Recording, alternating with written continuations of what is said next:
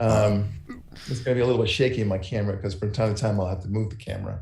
No I'm problem. trying to get a better sound. I like your microphone. I have a good microphone, a blue one, no less, the same kind of as yours. But I Blue need to one. be able to, the blue mic, you ever heard of that? Oh, yeah, yeah. The Blue Yeti, the one behind you. Yeah, yeah. That's good. But apparently you have to get a microphone, a headset that goes along with it. So while you might be able to hear me very well, I wouldn't be able to hear you Ah, once it's plugged in. So I just have to rely on the general speakers of this computer. So yeah. I hopefully it'll, use this guy. The any 3.5 millimeter headset will work with it yeah, is that right? Okay. Well, maybe I should do that. because on the Blue Yeti there's a hole in the back right here, and you can just plug it Right. directly in. Yeah, I could do that. All right, I'll figure this out, but the sound quality seems is going to be okay, I think, for the time being. All right, let's see. All right, folks, welcome to the Barak Lurie podcast. And today we have a very special guest. His name is Tom Jump. I really like this guy. He's an atheist. He has his own show. Tom, what do we call it? Tom Jump Show, or what do we do? T-Jump, just T-Jump YouTube channel. Okay, the T-Jump YouTube channel. It's a very good channel. What I like about Tom is that he has a lot of guests on. He's not afraid to talk to those people who are religious. He doesn't mind the debate. He knows his stuff. I was a guest on his show, the T-Jump YouTube channel, and I thought he was very well prepared, very thoughtful. And I thought, you know what? Let's return the favor. So he's a good guy. What I also like about Tom is that he doesn't cheat in his debate. What I noticed is that he will listen and also address the issue, as opposed to, unfortunately, some atheists, and I'm sure some religious people too, who will just use ad hominem attacks. What I also like about Tom, and this is something that we talked about when we had our, video with you last time, Tom, was that he always wants to first establish that whether or not there's a creator, right? And then discuss whether or not that creator is the creator of the Bible, the God of the Bible, because too often it's conflated and it's too easy to kind of sidestep the issues of the day. So is there a creator? That's the first issue. And then we can discuss whether that creator is the same as the God of the Old Testament and what the Christians call the New Testament, and for that matter, the Book of Mormon, right?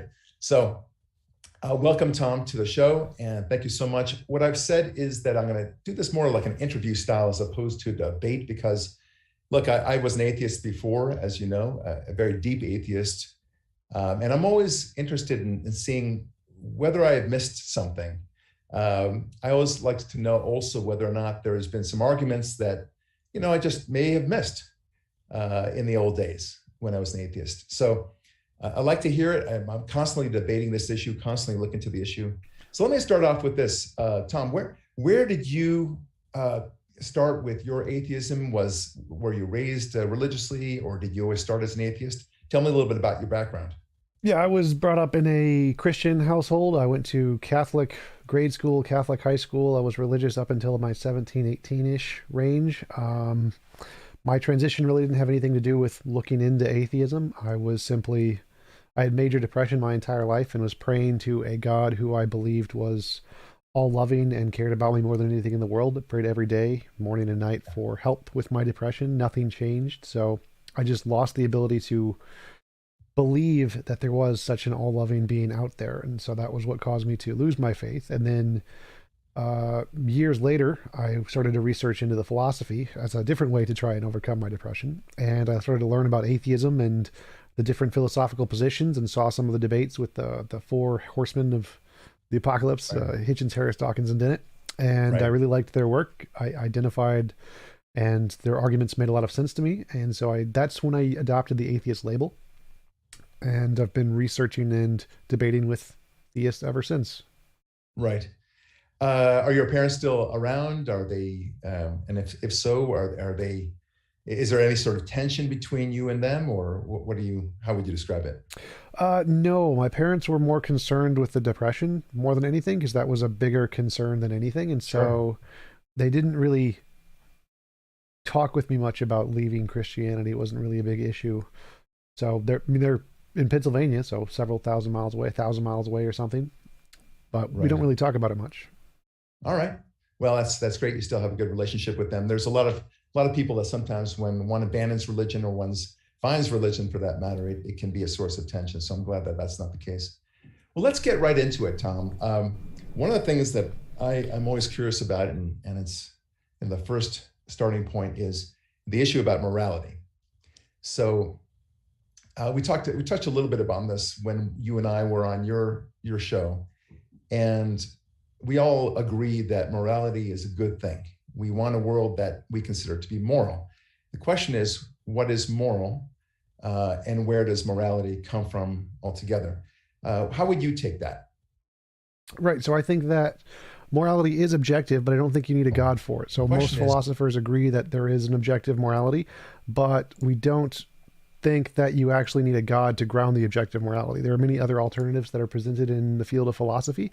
The one I prefer is a law of nature. It's something as a feature of nature that it results in the combinations of the laws of physics to produce morality in the minds of conscious agents. I think that's a more plausible explanation than a God.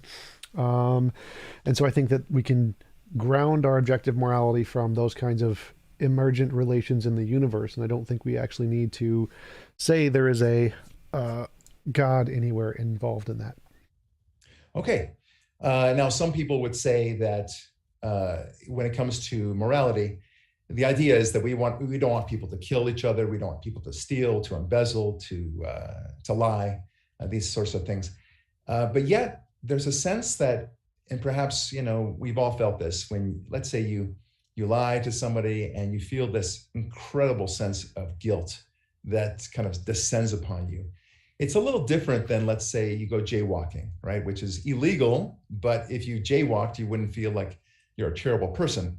Or if you went too fast on the freeway, you wouldn't feel like you're a bad person. You just did something wrong, according to the law.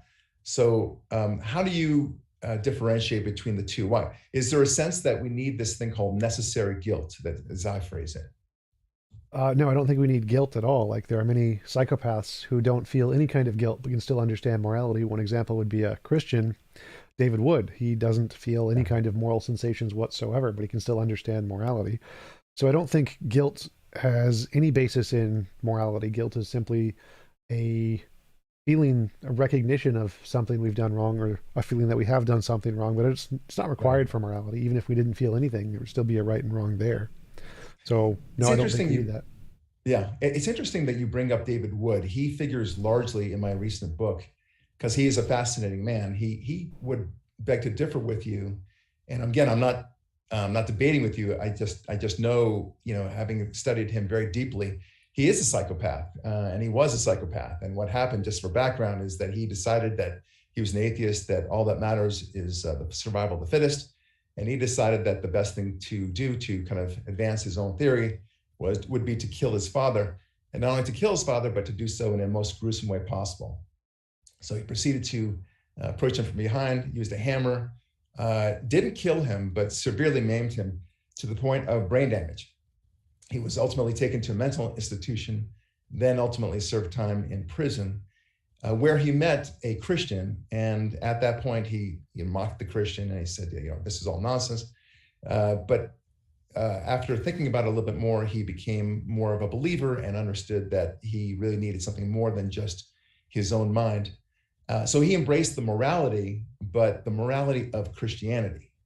And since then, he had, got out of prison. He now is advocating for Christianity, against atheism, sees atheism as a very destructive force, and even says that he's concerned, and I'm not saying that you're saying this, Tom, or I'm saying this, but what he would say, David Wood, is that we are breeding a society of psychopaths by taking God out of the picture. So it's interesting that you brought him up. He, for one, as a psychopath, would say that you need much more than just a sense of logic in order to do what is moral. He likens himself, by the way, a psychopath, to somebody who's a colorblind person. he doesn't have the sense of empathy that you and I have. That's one of the definitions of a psychopath. Right. That's why I brought him up, was because the point is that you can have morality even if you don't sense it. So the feeling of guilt isn't required for morality. And he gets that from Christianity, but other psychopaths can get that from logical systems or philosophical systems. The point is that guilt isn't required for morality. Right. Okay. So look, I understand and I appreciate that clarification. For him, he learned it. He had to learn in the same way that he had to learn. A colorblind person would, as he describes it, a colorblind person would have to learn that the light on top means go and the light on the bottom means stop, or vice versa. I forget now which one it's which, but you get the idea. So it's very interesting. And for him and for me, there's a sense that if you don't have a sense of guilt, and I'm not talking about the classic Catholic guilt or even the Jewish guilt, I'm talking about the sense of what I have done is horrific, is very wrong. The crime and punishment is sort of wrong, from Raskolnikov and Dostoevsky, right? The reason why, I don't know if you read Crime and Punishment. I did. Okay. So you know from Raskolnikov, the character there, that the thing that does him in, I mean, he's very logical also. He decides that he's going to kill his neighbor because she's useless. She's a drain on society. She ends up killing not only her, but her sister as well. And what does his image is not because he thought it was his landlord, wasn't it? The landlord. It might have been his landlady. That's true. But in any event, what does him in is not that he left any clues. In fact, the detective who's assigned to the case is a bumbler fool. And what ends up happening is that because of his sense of that he's done something horrifically wrong, and he just keeps on nagging at him, goes crazy, and then eventually confesses to the whole crime. And then it's only when he's in prison that he discovers that the beauty of God and morality and the Church of the Russian Orthodoxy. So this is but that's the fascinating part of me. I think that we all have this sense of this big imposing anvil of, let's not use the word guilt, of horrific wrong, right? This sense that I have done something horrible, or you don't want to do something horrible. That fear of doing something horrible is something that I think holds people back from doing these horrific crimes. That whether that's theft, whether that's lying, and more importantly, whether that's murder. So I guess that's one of the topics I was so curious about. And to sum it up, you say that we don't need that. We need it philosophically. We can get it philosophically. We don't need God to do so. Is that a fair assessment? Yeah. I mean, I don't think the feelings matter at all. I think it's true that morality exists independent of whether or not we feel it. So I don't think the feelings of guilt or the fear of doing wrong really matters to whether or not there's morality. It can definitely influence us, but psychological influences happen for all kinds of reasons. To talk about the story you mentioned, it's a good fiction, but it's not actually the truth, because many people do kill and they don't feel that remorse, but it's still wrong. So whether or not they feel the remorse is irrelevant. One of the things that I kind of evaluate, I'm very interested in numbers. I'm interested in probabilities. I'm interested in statistics. I'm quite good in statistics. That's kind of what led me partially to God in the first place. And we could talk about the odds in a moment. But one of the correlations that I've noticed, and I dug really deep into this, Tom, they did a study called The Violence Project, and it was put up by the Los Angeles Times.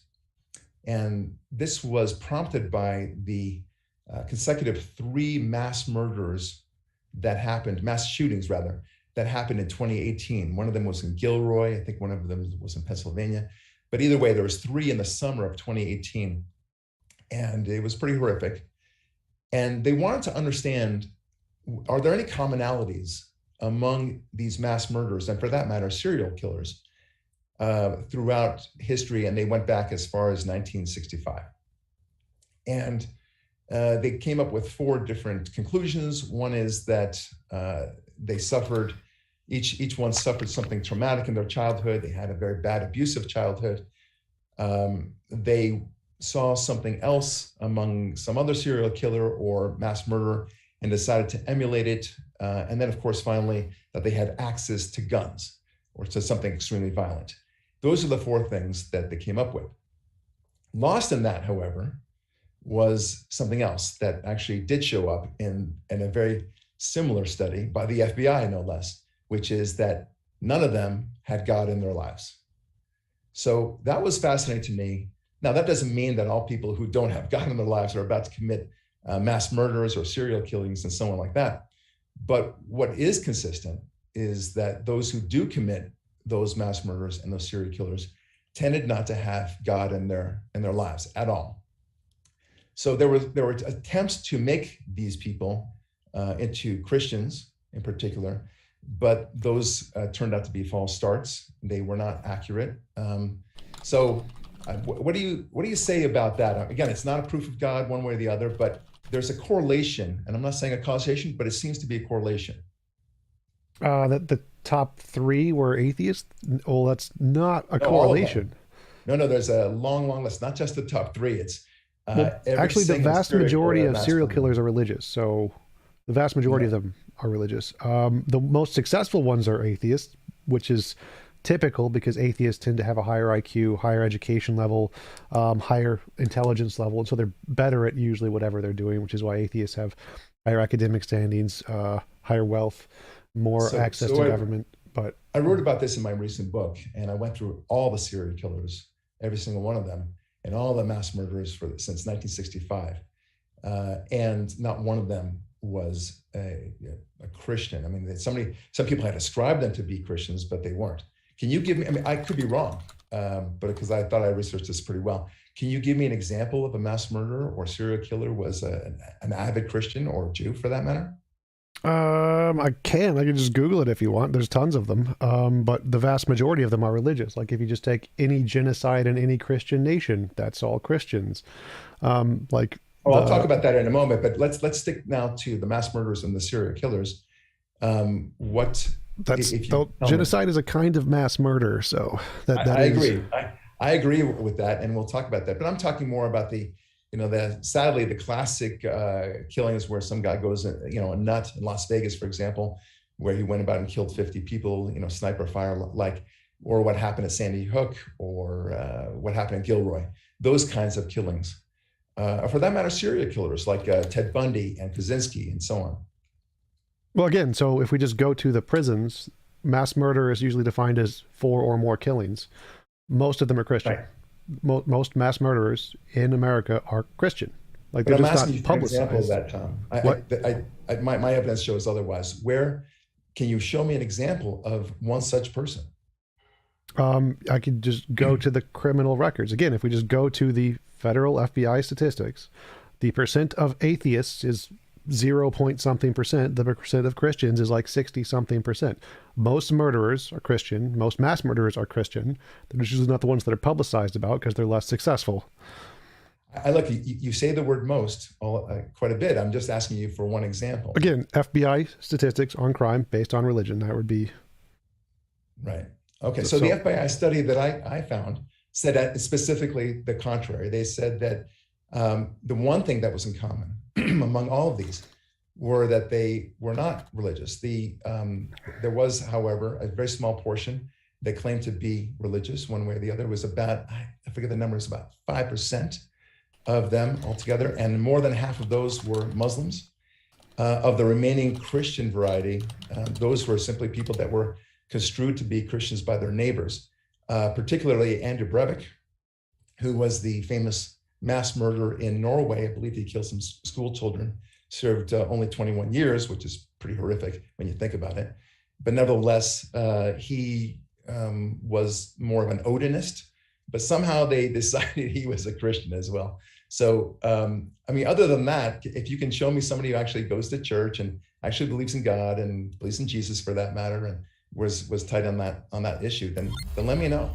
I just pulled up the data. 0.7% of inmates are atheists in prison, and 60-something% are Christian. So the vast majority of murderers, rapists, arsonists. I didn't ask that. Every criminal. I will get to that.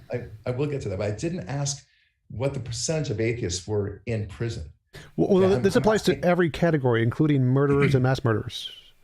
I understand, but that's not the question. We're talking about mass murderers and serial killers. I'm addressing that. This includes mass murderers. Okay. So of all mass murderers, most are Christian. Okay, I wanted names, but it's okay. We'll move on. Well, I don't. One of the Like, other we don't. things. If you look at the FBI data, it's just the total number. It doesn't give names. I could like go to the prisons and like look for people who've killed more than 4 people if you want. It'd take a little more time. So the FBI study that I actually quoted and researched deeply showed exactly the opposite of what you're suggesting. Well, this is literally the FBI data, so your study is wrong.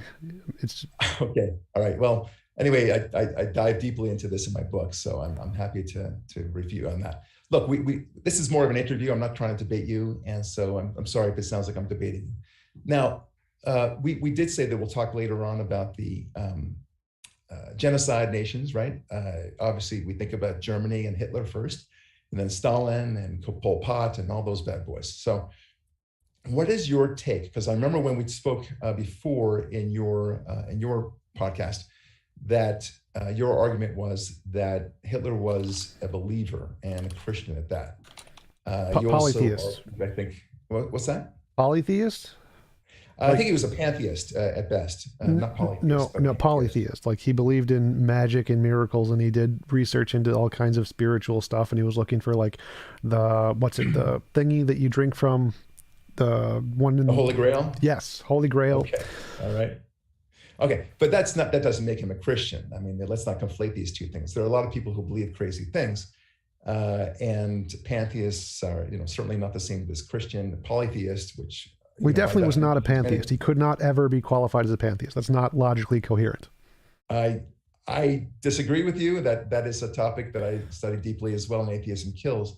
But look, I want to ask more deeply. That's the simple question. You said before that countries that engaged in mass murders were Christians. I mean, and did so on behalf of Christianity. Am I wrong? Say that again. I believe that you had intimated or said directly that countries that had engaged in these genocides did so with the backing, as Christian nations, like Hitler was a Christian of some kind. Now you're saying that that's not the case with him. He was a polytheist. There's many of those. Yeah, like all of the Nigerian countries, all of the genocides by Christian nations, the witch burnings, the Crusades. Yeah, those are all Christian stuff. There's lots of those. Okay, so I was expecting you to bring up the Crusades and the witch burnings. Do you know how many people died in the witch burnings? No. Okay. Do you know how long the witch burnings situation lasted? I believe it was several hundred years in total. Actually, the witch burnings, which you're talking about, at least the Salem witch burnings, total. Well, no, that's only one example. That's not all of the witch burnings. That's just one example. Okay. So a total of 19 in Salem died, and it was over a span of 2 years. And of course, the madness ended. It was long. It was so the witch burnings was from a period of the 1400s to the 1700s, a total number of deaths of 35 to 50,000 executions. Right. I don't doubt that. But you were saying that was done on behalf of Christianity. Yes, because it was literally read from the Bible that this is where they got this. Okay. All right. Well, that's interesting. So now we have to also argue, however, about atheism. So my position is, and I'm sure that you disagree with it, but obviously communism was an atheistic enterprise. In fact, it was the core tenet. And that's not me saying it. It's Alexander Solzhenitsyn who says it. Nope. That atheism. No, I'm quoting Alexander Solzhenitsyn. So just bear with me, and then of course I expect you to respond. So Alexander Solzhenitsyn said atheism is not just a tenet of communism; it's the tenet of communism. It's the core aspect of it. I would put it to you also that atheism was the core tenet of fascism, and Hitler. And for that matter, most fascists decided that Christianity in particular, and Judaism, of course, of which they had no love or fondness, were both despicable religions. They were feeble, they were weak. Hitler in particular seemed to be more impressed with Islam. This is all in his own writings. I mean, I don't need to convince you of it. It's there in his own speeches. So, look, in the great battle between whether or not Christianity has created more deaths than atheism has created more deaths, I would put it to you, if we were to compare side by side, and in my chapter, Murder by Numbers, I do put it side by side, that atheism has killed far more people, millions, I mean, to the 100-fold. Well, atheism doesn't kill anybody, so atheism isn't an ideology.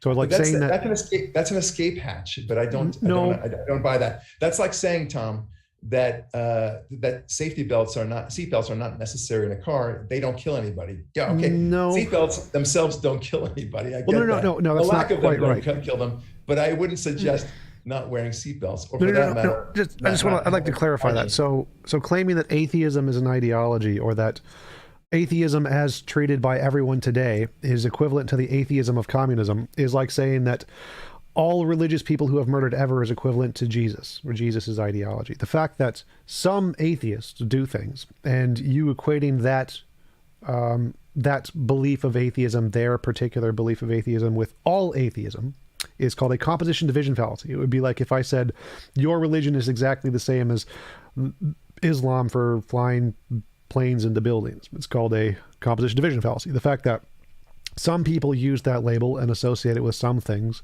has absolutely no connection to anyone else in the world ever. So like none of the atheism today adheres to that at all. So it's not an analysis. You're not comparing it to atheism. You're comparing it to communism or communist atheism. Their particular. Look, I understand what you're saying, and I agree with you that your argument that atheism is not an ideology. I don't buy it. I mean, you and I just simply disagree about this. But how could it possibly be? Like, what is the ideology? Let me explain. To say that atheism is not an ideology is like saying not believing in law and order is not an ideology, or anarchy is not an ideology. So hang on, Tom.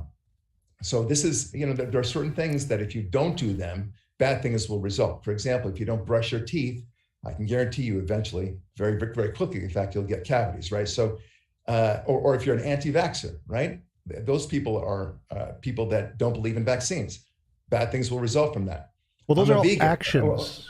So like actions, not brushing your teeth, absolutely, that leads to things. But to me, it's tomato, tomato. The absence, it's like a lithograph, Tom. Either you see it or you don't see it. You can see it in the negative light. You can see it in the positive light. Well, what do you think? What do you think the word ideology means?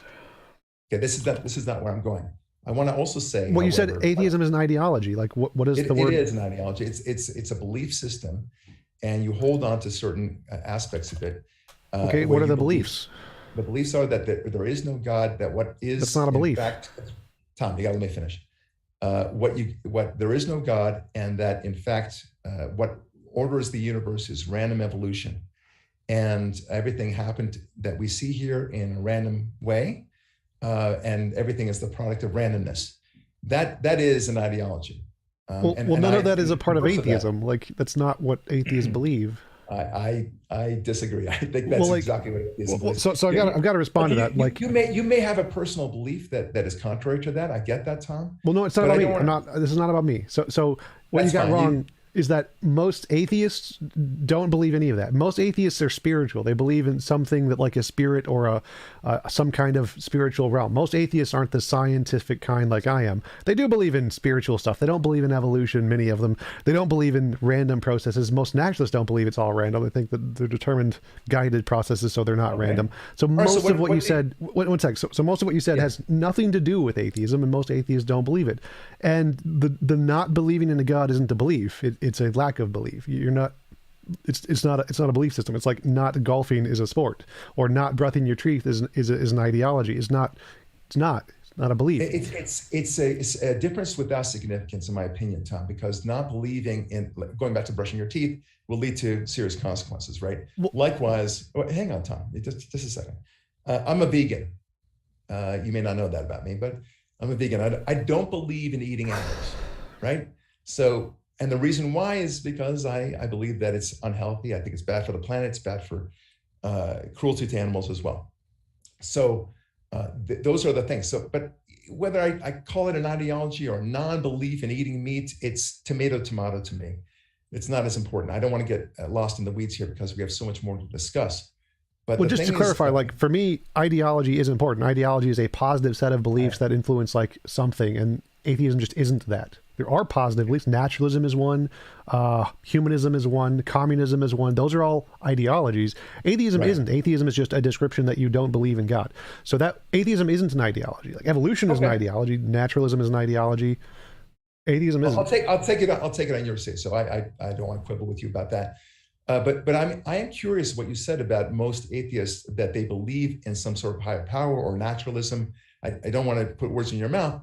But to me, that's very interesting because at least when I was an atheist, I went whole hog on it. There's no God, and there's no substitute God. There's no order to the universe. To me, it was binary, and maybe I'm wrong. Maybe and I actually like hearing what you're saying, Tom. But to me, the notion is that either there's a God, a creator that has given structure to the universe and created life for us, and including intelligent life, or there's not. It's one or the other. So I'm curious your personal belief. Well, two things there. One is most atheists are humans like most humans, and so they have spiritual beliefs like most humans. They just don't believe in a God. That's the one difference. There's many who believe in ghosts and spirits and fields of goodness, like a Buddhist kind of a Brahmin thing. There's lots of atheists all over the world. Very few of them are scientific minded, like I am. It's a minority. But yes, yeah, my position. Minded, yeah, and that's a great thing. That's why I love having you on my show. Well, okay, so that's very interesting to me. I did not realize that. So what is Tom Jump's personal theory of the universe, the origins of the universe, and the creation of intelligent life, for that matter?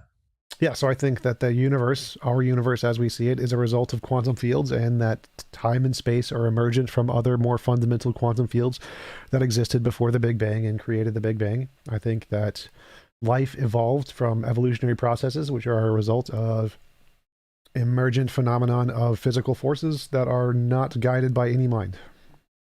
Okay, so, but where does the spirituality come in then? I don't believe in spirits. There's other atheists do. Oh, okay, all right. So I really was more curious about your own particular version of things. So let's take on your particular version, not to take it on, but just to get clarity, I suppose. One of the things that I'm fascinated about is this notion of irreducible complexity. You've heard of it, the expression, I'm sure. Yep. How do you jibe that with your sense of random evolution? There isn't any such thing. There's no such thing. Okay. Just for the benefit of our listeners and your audience as well, irreducible complexity, the concept is, and I'm going to say this in layperson's terms because I don't have the definition in front of me, is that you have to have, you can't, when you reduce it to a point where you simply couldn't have something that didn't go along with something else. So example, a car, right? A car, if it just had wheels, it wouldn't be able to drive. You would need an engine along with the gas pedal, along with the steering wheel and everything else. They all have to work in conjunction with one another in order for you to call that a car and to have the benefits of driving that car. So that's irreducible complexity. Now in evolution, and maybe Tom, you disagree with this, but in evolution, there are circumstances where things have to work in conjunction with each other at the same time. They couldn't have kind of met up with each other one after the other. Once one part was built, then another part comes in that kind of works very nicely with it. Example, we have two eyes, right? So two eyes are necessary for stereoscopic vision. You wouldn't necessarily have a cyclops first and then a mutation to have the second eye. Or for that matter, another example is the operations of the cell. The cell you can't have without the operations of the heart, and you couldn't have a heart without the operations of the cell. So they have to work in tandem with one another. And that's just a situation of two working together. There should be actually thousands and sometimes hundreds of thousands that have to all work together. How do you jibe it? I'm not challenging you, I just want to understand you. Yeah, so all reducible, what like Stephen Myers calls irreducible complexity is explained in the same way you build a stone arch. So a stone arch is like stones that are stacked on top of one another in a big arch thingy, and there's nothing in between it. And if any of the stones were removed, everything would collapse. You can't live without any of the stones. Right. But to build a stone arch, you don't just put all the stones there together. What you do is you build a foundation, and you then place the arch on top of the foundation, and then you remove the foundation, and then you're left with a stone arch. That's how evolution works. So evolution works by adding in features that are primordial features that existed before the heart, before the eyes, before any of the completed phenomenon we see today.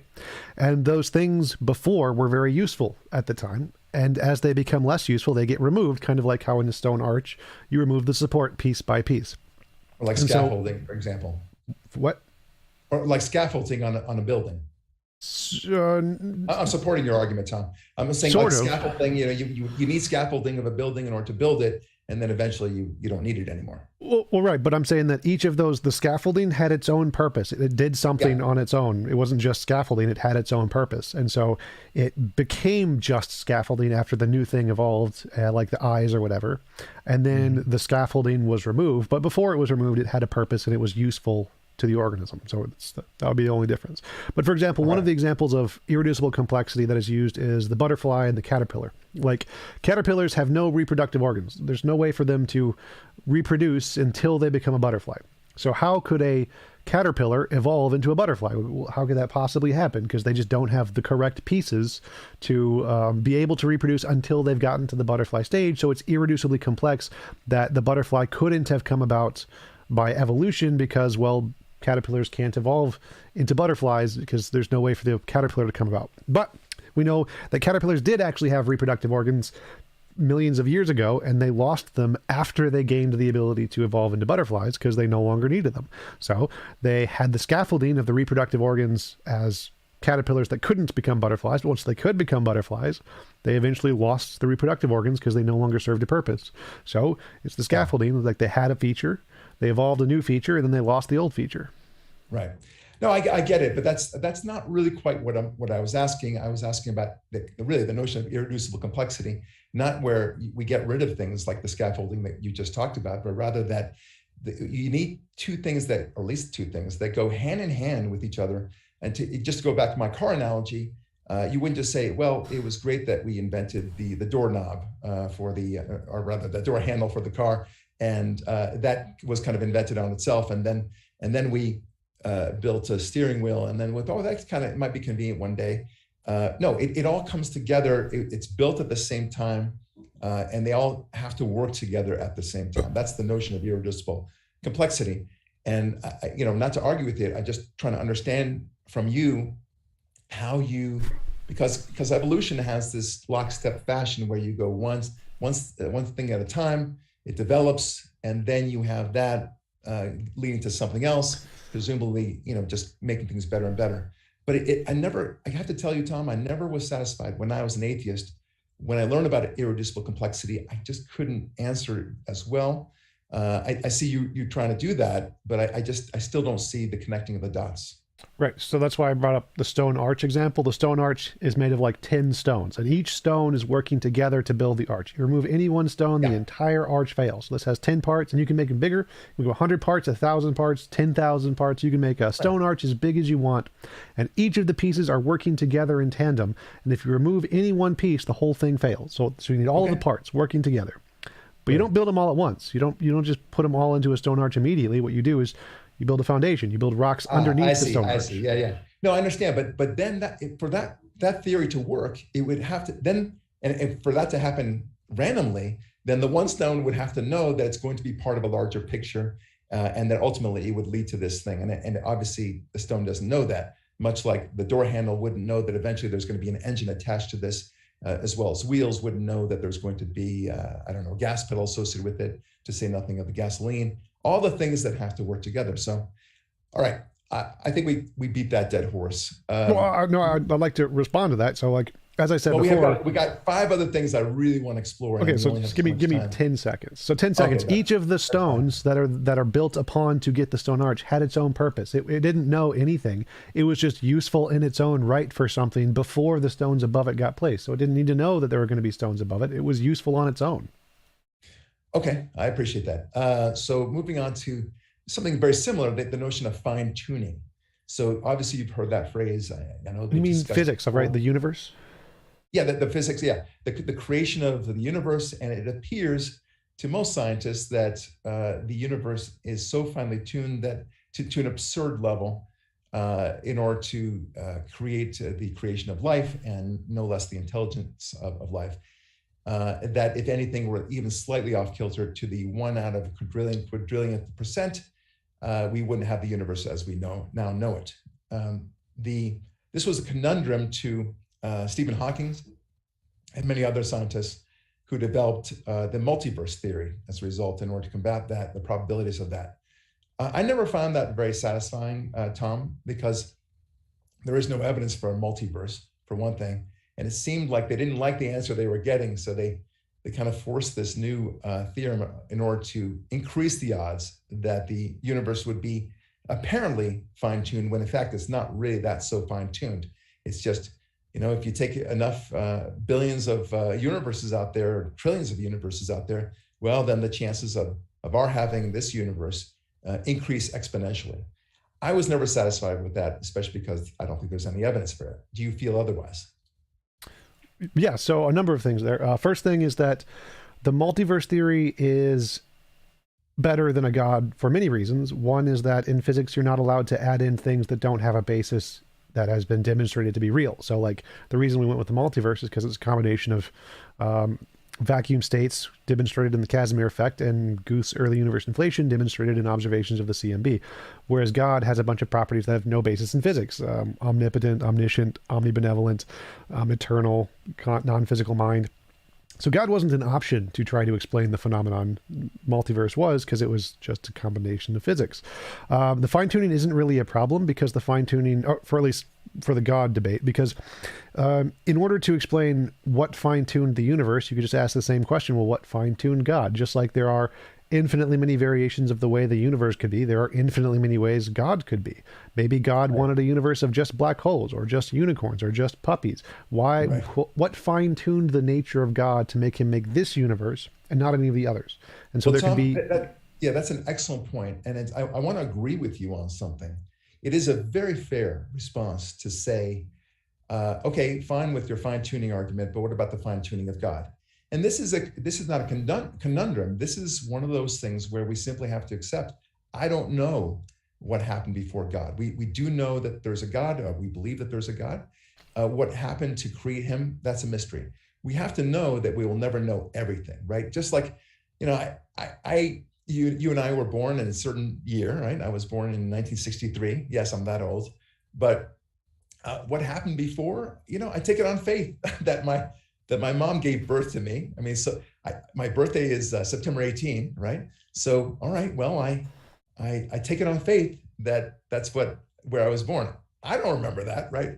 Likewise, I don't know what happened before that. I don't know a lot of things that have, I take it on faith that all this history that we learned about World War II, but American Revolution for that matter, it's not even a question of faith, I suppose, but there are historical records, but we weren't there. And we just don't know.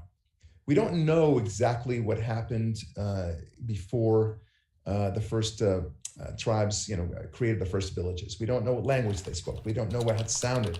There's a lot of things we just simply have to accept. We don't know. So as to your fine-tuning argument regarding God, I get that. We would like to know. We'd like to know, for that matter, what happened before the beginning of the universe, right? I mean, that's a very fair question too. But my problem with your answer is that it's not really an answer to me, at least. The multiverse argument that you just made is that it's a better argument than the existence of God. But there's still no evidence of the multiverse. I agree with you that you can say, look, Barak, there's no evidence of God, but I don't think that your multiverse argument is much better. In fact, I think there's far more evidence by definition, by the probabilities, that there was a creator. Okay, now this is, again, the creator versus God being the creator. I think there's far more evidence of that creation actually being out there. So because of the fine-tuning argument, and I think it's very difficult to get around that. I want to ask you now about evolution, generally speaking. Oh, one second, give me 10 seconds to respond to that. So yeah, sure. Go ahead. You said evidence by definition. I don't think there is any such thing as evidence by definition, but the reason the multiverse theory is better is because when you're comparing some unknown phenomenon, the best theory is the one that only uses parts that have been demonstrated to be real and not imaginary. The multiverse theory only uses parts that we know for a fact are real, that we can test in a lab. The Casimir effect and early Guth's universe inflation, whereas God has lots of parts that have no evidence, have never been demonstrated, and that's why physicists don't use that hypothesis, and they do use the multiverse because it's things we know exist in physics. Okay, but there's no evidence of multiverse, so that's the problem that I have. I want to move on to the fossil record, and for that matter, and very related, how long... This is something that always bugged me when I was learning about evolution.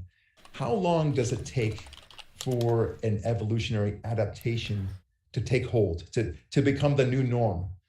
So whether that's, I don't know, changing the color of skin as a fairly minor adaptation to something much bigger, the creation of a hand, for example. How long does it take evolutionarily?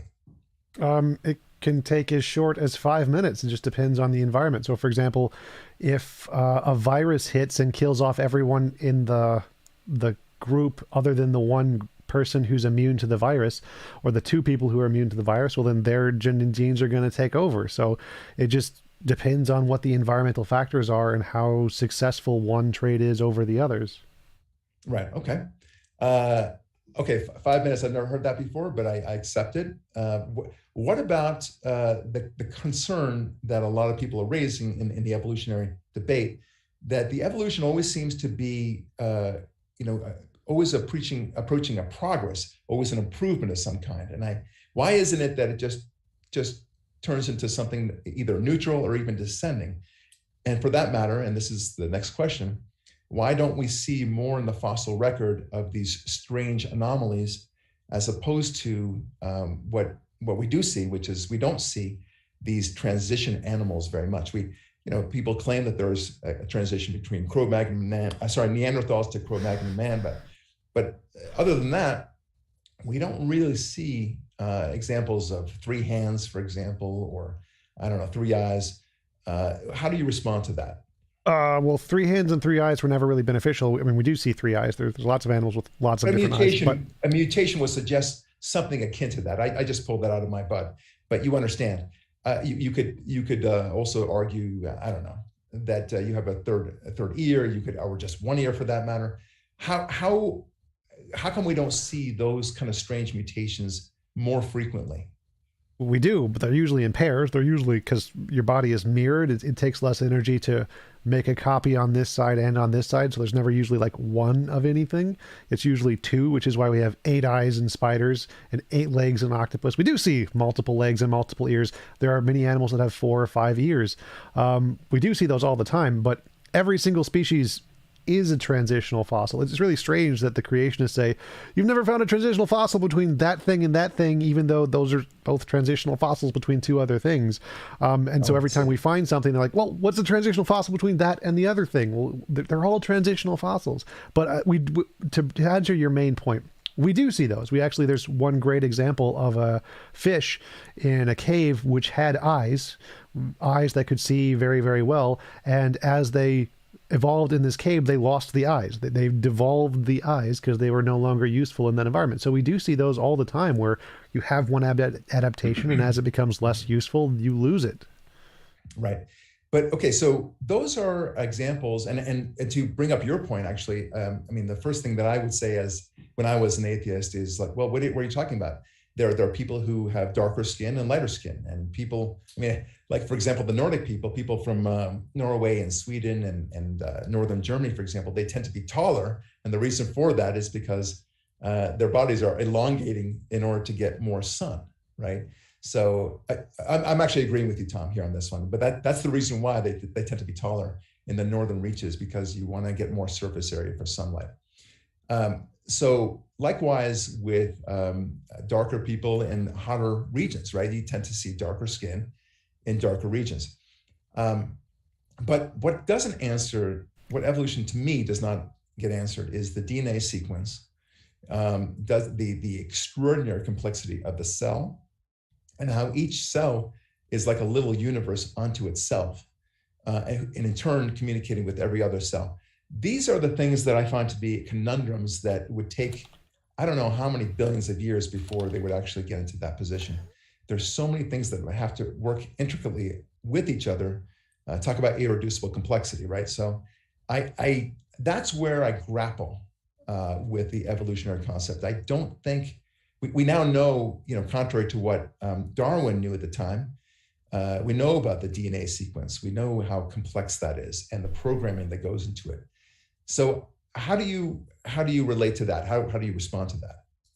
Well, I'd say that all of the work in the field has indicated that, yeah, naturalism is true and that it came about from abiogenesis, because that's the hypothesis that's actually making progress and making successful predictions and making discoveries, because that's the one that is right. And so I did want to ask, do you think when we do discover how to make a living cell from non-living material, would that change your mind? Because we're going to do it. Oh yeah, absolutely. If we could recreate a cell or just an amoeba for that matter through just natural, even through in the science lab, but it would have to be naturally occurring things like they're trying to say with the primordial soup in the ancient days in the beginning of life, right? Well, I don't If they think that could matters. somehow- Like, that's one thing I did want to bring to up me, is that to me it matters a lot. well, I wanted to clarify. So Yeah. the ability to create life from non-life, I think, matters more than doing the early Earth environment, because first we're going to demonstrate it can happen naturally somewhere in the universe, and then we'll try to figure out how it happened on Earth. So I think the first thing we're going to discover is just how to do it, how to go from non-life to life anywhere in the universe, and then we'll be able to do it more specifically to the Earth environment. I think they would have to recreate it in the primordial sense first. Before, I mean, you asked me, would I believe? That was what it would take for me to believe, because I think I'd be very surprised if we one day create life out of non-life, completely non-life. I mean, nothing that's cheating in the sense of using some sort of carbon matter. In other words, to create a rock, life out of a rock, that would be something. But I just don't see that happening one day. Carbon matter isn't living. Carbon is a non-living thing. I agree with you. I'm simply saying I didn't want to conflate these things. Oh, gotcha. So I'm answering your question. That would be very impressive to me. But what we know is that scientists have tried many times to try to create life in the primordial soup sort of sense, and they have never been able to do so. So I don't know what to say about that. It's an interesting argument, but it's never been done. And with all our efforts to try to recreate that scenario, we've never created life out of non-life. So that's I think a problem, and that was a problem for me. The next thing I wanted to ask you about is your own personal belief, and I appreciate you raising this. Do you believe, Tom Jump, that there was a beginning to the universe, or do you think it was static all the time? Well, there's a beginning to our universe, but I don't think all natural things had a beginning, no. So our universe had a beginning at the Big Bang, but there was definitely natural things before that. Okay, what do you, I'm just curious now, what do you believe was in existence before that? The quantum fields that predate space-time, that created space-time. Okay, all right. And you don't think that God was involved in this whatsoever? No, I see no evidence to think that there is such a thing as a non-physical mind, but I see lots of evidence to think that quantum fields do stuff. Okay. Let's see. We talked before when I was on your show, Tom, about free will. And that was one of the things that opened the door for me personally to accept that there was a creator, and then ultimately to believe that that creator was the same as the God of the Bible. Your response, if I recall correctly, is that free will is an illusion. It's not really there. First of all, do you still believe that? I assume you do. And secondly, do you, on very related topics, do you believe in consciousness and self-awareness? Yes, consciousness and self-awareness is real, but free will is impossible as far as I know. Okay. Consciousness is a conundrum for many scientists that they still can't understand. Now, as an atheist, I would have responded easily to that by saying, look, it's just a matter of time. The fact that we can't understand that right now doesn't mean that we won't understand it one day, right? But still, it's a conundrum. The sense of the me, the I in Barak Lurie, the I in Tom Jump, meaning the letter I, right? Not the physical I. That is something that is such a conundrum for scientists. Where do you stand on that, and how do you feel about that? Is it explainable? Help me with that. Yeah, there's tons of conundrums in science. All of them are best explained by the things we have evidence that exist, and not by making stuff up that we don't have any evidence for. So yeah, there's obviously a lot of things we can't explain. And so I don't see why that would matter. It's just we can't explain it, therefore God is just is an argument from ignorance. So obviously there's lots of things we can't explain. I'm with you on that. That's the argument I would have made as an atheist, but it still troubles me, because the binary sort of argument to that, and the corollary argument to that as well, then it was created randomly. Consciousness is so complex and so difficult to achieve. We cannot do it artificially ourselves. We can only artificially create that semblance of intelligence and consciousness. It appears that Siri is talking to us and responding to us with its own consciousness, and even says the word. It could be programmed to say, I don't know about that, or let me think about that. But obviously it's an artificial construct. So how does, I'm trying to understand about how you explain the evolutionary adaptation to the point where we get consciousness, which you acknowledge exists. Well, it's determined by physical forces, so it's just not random. It's a determined process that is emergent from other physical forces, kind of like how stars are emergent, or tornadoes are emergent, or hurricanes. It's a thing that results from emergent properties of determined physical forces, so it's not random. Okay. All right, I appreciate that. Next thought is, who in your mind, well, let me ask you this different question. It's related. Where in your mind, or where does science come from?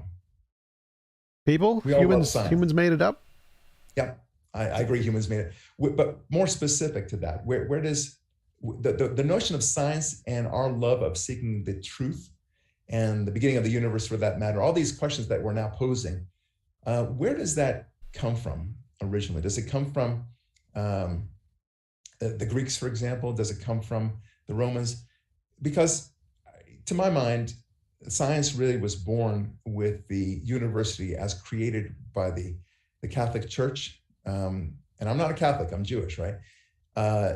It created the notion of seeking one truth, and the notion of the monotheistic God developed the notion that there was one truth out there, as opposed to the polytheists, where they were fighting among each other. They couldn't care less about the way that men treated each other.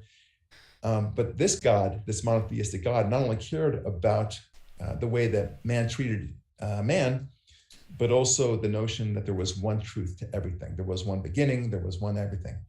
There was one law of physics. And that's what spurred many Catholic and ultimately Christians and Jews to seek out science in a sense of finding out God's truth. What do you have to say about that? Definitely not the case. So science was invented as a necessity from survival of the fittest. So like someone invented an arrow, their culture won. That they would take over every other culture. And so as we discovered certain technological things about the universe, you gained a significant amount of power over other people. And so there became this arms race of discovering things about the universe, because the one who got the best arms would win and own everything. And so there became a selection factor for us to pick the learning humans as the ones that would reproduce more. And so it became an ingrained part of human evolution, right, that we desire to learn and to grow, because it's something that gives us the ability to have control over other people and over nature and survive more. So it has nothing to do with Christianity. The Christianity was the incarnation of the modern church, or the modern scientific method, because it was just who was in control at the time the modern scientific method was invented. Had nothing to do with the God. Everybody did this. And I don't know what you mean when you said polytheism. One second, I don't know what you mean when you say polytheism didn't care about people. Like the golden rule originates from Hinduism before Christianity or Judaism were ever invented. So polytheists cared more than Christians did. Well, I don't know about that, Tom. I don't think you could say that. The polytheism, obviously we know about the Greek gods and Jupiter and Saturn and so on, Zeus. Hinduism predates all of those. I understand. They all were at war with each other. They all, they descended and have sex with humans and have half gods, and you get the idea. They were very little interested in the morality among men and a code of conduct, for that matter. So I'm not saying that there weren't codes of conduct in predating Christianity. Of course not. I am saying, however, and I would like you to admit that most of Christians. Most of the great scientific discoveries, that there was an explosion of scientific discoveries as a result of Christianity and Catholicism and Judaism, where you look at these incredible inventions and discoveries, Newton and Galileo, and yes, even Galileo, Mendel, and of course Francis Collins and the Genome Project, and then the Big Bang, discovered by no less than a Belgian monk. So many of these, in fact, the vast majority, the vast majority of these were discovered or created by Christians. And again, you could say, I suppose I would say in response, Tom, well, that was the modus operandi of the day. That was a default structure. They happened to be Christians. And so now you're making a correlation where it's not a really fair correlation.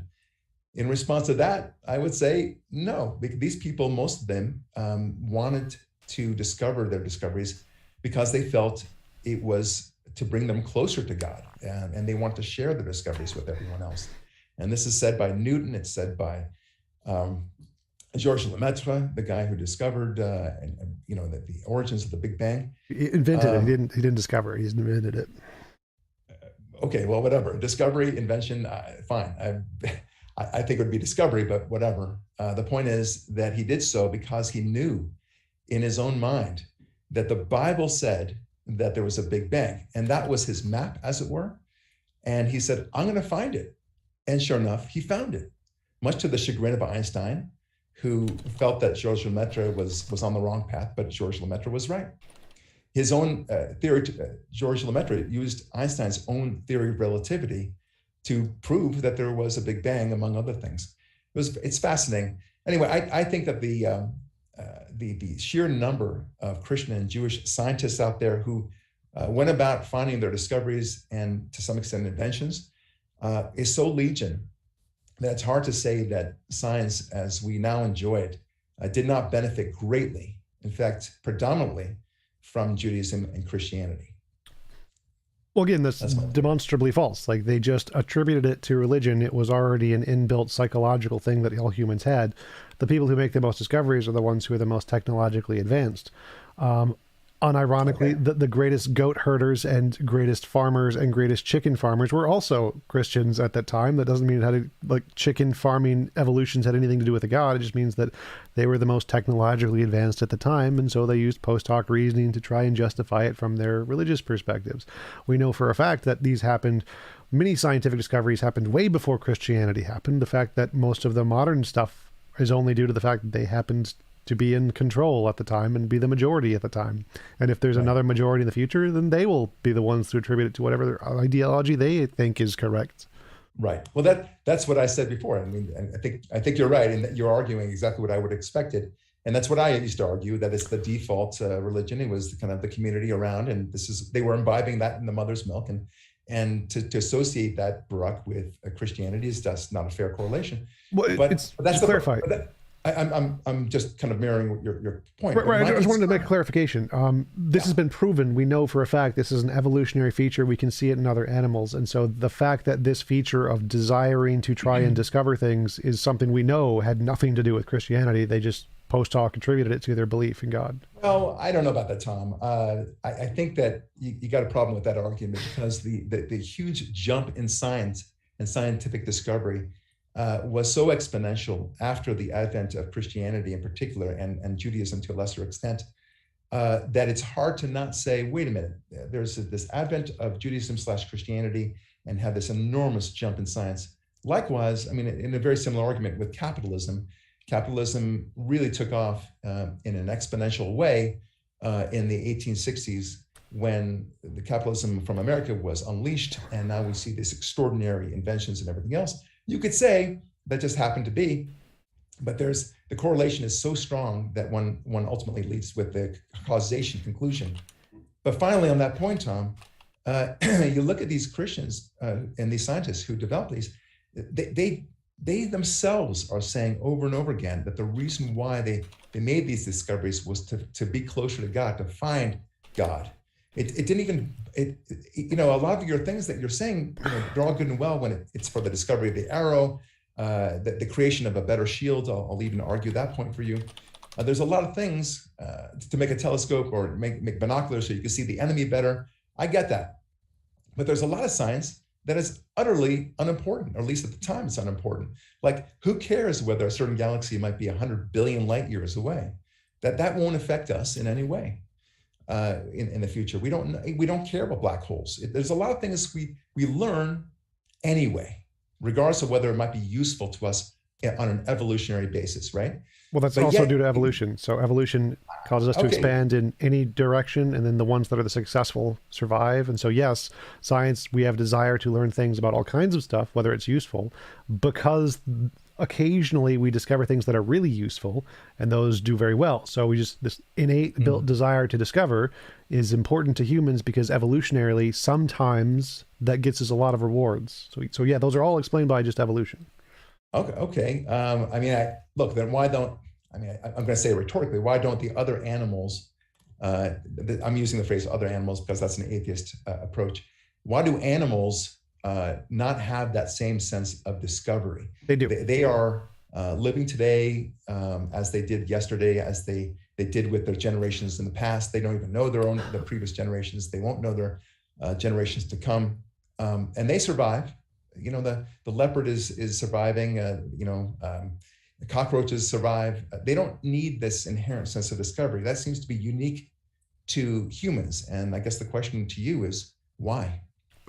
They do. Other animals do have this. This is why we see animals learning how to use sticks and things to hunt that they weren't before, which is actually a relatively new thing. It hasn't always been this way. Animals do learn and discover.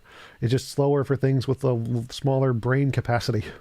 Well, with all those billions of years that we've had, you would think that the caterpillar and the butterfly would ultimately evolve to something akin to the human. I mean, at some point, no? No. That's a concern I have. I mean, of all the animals, only humans seem to have these incredible differences, not just the capacity to discover, but the capacity to appreciate beauty, the concept of free will. I know you reject that, but I don't. The concept of well, what am I just going to say? Of beauty and love, for that matter, the concept of a sense of the future and the sense of the past, the notion of history, and the notion of science, for that matter. It is so unique to the human animal that one has to scratch one's head and say, why are we so different in that regard? In many ways, animals are wonderful that we have so many animals, because we get to see the differences between us on the one hand and they on the other. Well, that's really strange, because animals have all of those things. Like, appreciation of beauty is actually really easy to detect. We can just measure the serotonin levels when animals listen to music or when they see certain scenery. We notice that, oh, look, they're much more relaxed. They have a much more release of this certain set of chemicals in their brain, just like we do when we experience beauty. The reason we experience beauty, like one of the famous beauty studies was in hospitals, where you have half of the hospital is facing a parking lot and half is facing open field. The people who are on the open field side healed quicker because they experience beauty, and that's purely because of evolution. If they're looking at something that is more comforting to them. Yeah. At the same time, Tom, I have two dogs. I doubt they'll ever look at sunset, no matter how beautiful it might be, and say, "Hey, Fido, what do you think? Isn't that an awesome sunset?" Okay, that's one thing. But that's not beauty. So that's okay, doesn't matter. Well, I think it is. That's just an example of one thing which we experience as beauty. But beauty itself is a feeling in the brain, and animals do get that feeling, just like they get all the other feelings humans do, just to a lesser extent. That's your definition of beauty. That's not mine. Another thing that I would demur to you on is this. You say they have the appreciative of music. That's a far cry from actually, for example, creating music and understanding the nuances of music that we humans have. So it's a far different cry. And I would dare say that our love of music and our creation of music is hardly necessary for an evolutionary point of view. Likewise, our appreciation of beauty, the sunset kind of beauty that we just talked about, is not necessary for animals do create music. They're called birds. Okay, now the birds create music for the sake of calling each other. They have unique sounds, but that's not the same thing as a symphony. It is. It is the same thing that we do. All right. Well, we'll agree to disagree on that, Tom, because I just don't think you can say that seriously. Well, I can, because our music, all that music is a series of patterns that makes us feel a certain emotional sensation, and we're doing that deliberately, whereas animals do it evolutionarily. It's the same thing. They're both creating music in order to create an emotional sensation within us. We just do it artificially because we have bigger brains. If birds had bigger brains, they would do it too. It's not like a complicated thing. It's just a different brain pattern. Okay, Tom, I understand. Now, what about humor? I mean, humor is fairly unique to humans, as far as I can see. Hold on. Let me go through my little thing, and I know you disagree. But the Jerry Seinfeld, or take your favorite comedian du jour, and then kind of explore with that. I would say to you that there's, what is the need for that kind of humor from an evolutionary point of view? You would never say, why did Fred die? Why did Fred's ancestors die? Well, he wasn't funny enough. Right? I'm being funny for the sake of, articulating a certain point. I don't see that. I think that animals play. I think that's, clearly evident. You can see my two dogs, and they play with each other all the time. I don't think that's the same thing as humor. There's a depth to that I don't think can be explained by evolution. What do you have to say about that? In 2009, research showed that relatives, including chimpanzees, bonobos, gorillas, and orangutans, all produce laughter-like sounds when tickled, as well as they wrestling and play chasing that suggests that humor is our ability to laugh like came from humans and great apes, the last common ancestor. 2015, scientists show that chimpanzees make laugh faces just like humans do. Dogs are known to have a kind of panting and laugh that is suggestive of humor. It's not only in humans. Okay. All right. So just to respond to that, I would say I think your equation there is very, very attenuated at best. I remember arguing with an atheist once, not you, and I talked about the creation of civilization and that humans, our ability to create civilization is unique to humans. He argued, "What are you talking about? Ants? I've seen whole civilizations created by ants." I said, "Okay, I don't think you can take that seriously. I'm not going to take it seriously. There's just no comparison." Well, I'd say civilizations are in like chimpanzees and other large social animals. I mean, I don't know about ants. They have groupings. They have social orders. Yes, I agree with that. That's what civilization is. Ours is just more advanced. All right. Okay. Let's move on to this is more a question I have for you than a challenge, Tom. The more we learn about science, the more it seems to jibe with what we learn from Genesis. Okay, and when I talk about Genesis, I'm talking about the Hebrew translation of the original Hebrew. I speak a good deal of Hebrew. There has been some conflations and mistranslations of Genesis, but we know, for example, much to the chagrin of atheist scientists at the time of the Big Bang, that there was indeed a beginning of the universe. So that's like the first obvious go-to thing that I would say. We know that the paleontology has shown us that the arrival of life on Earth more or less matches the claims of Genesis in terms of water, for example, being the first environment for life, and then eventually animals going on land. They even talk about the dinosaurs. They don't call them dinosaurs; they call them the large reptiles. So, where's your take on that? What do you think about that? I'm sure you disagree, but I'm curious where your argument is there. Yeah, so pretty much everything in geology and evolutionary biology disagrees with everything in the Bible. Like it's been wrong about pretty much everything. Like humans, not first. Adam and Eve, nope, definitely not first. Genesis doesn't say that. Plants not first. Does not say that. It does not say that. No, it says life comes first from the sea, from the water, and then eventually the mammals came later on, and then eventually Adam and Eve. So I just know the Bible. Right. So the consensus is that the Bible is literally wrong about everything in that, in every consensus of every academic field. Let's not, Tom. That's not a. You argued this before. You said the consensus is, and that's. Yeah. It's not that appropriate debate tactic. No. So if you say that's not what the Bible says, and I say, nope, the consensus says you're wrong, like your opinion on your interpretation is just your opinion. What's it called? One sec. I just want to clarify. Yeah. So what you're doing is called ad hoc reasoning, where you're taking ambiguities and trying to make it fit the science, which anyone can do with any book. When we actually take the data and we actually take the Hebrew, it literally fails. That is why it's not taken seriously in any of these academic fields. That's why I bring up the consensus, is because when you do read this from an academic perspective, it does not work. Okay, so look, one thing we do know is Genesis says what it says, right? Yes, it says what it says. That is true. Exactly right. So we can agree on that. We can also agree that paleontology has shown us that the arrival of the animals have arrived in a certain order. I put it to you, look at Genesis, they match. And it's, to me, that was a concern. When I was an atheist, it didn't make me a believer right away, but I thought that was an interesting coincidence. But I thought, okay, it was a coincidence, including the Big Bang, of course, which now everyone acknowledges. But back during the Big Bang days, and I'm old enough, Tom, to remember when there were still challenges in school. I learned one year that the universe was static. I had always been static. I learned the next year that indeed there was a Big Bang. And then there was another teacher who told us that it was static. It went back and forth like this, like ping pong, until the fifth year or so when eventually it was, Big Bang was the Big Bang, and that's the way it ever happened. Tom, it's been a pleasure talking with you, and your insights are always so appreciated. I like the way you think. In many ways, we think alike. We are always seeing reason and statistics and probabilities. I came to God through science, through probabilities and statistics and through logic. Your science, probabilities, and logic led you the other way, and that's fine. But we are of the same mind in the way we approach this.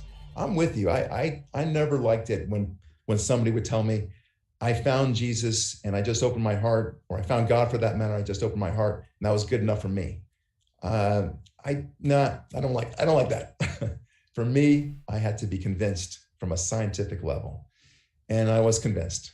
But I understand your position. Let me ask you this: do you? And this is the final question I have for you.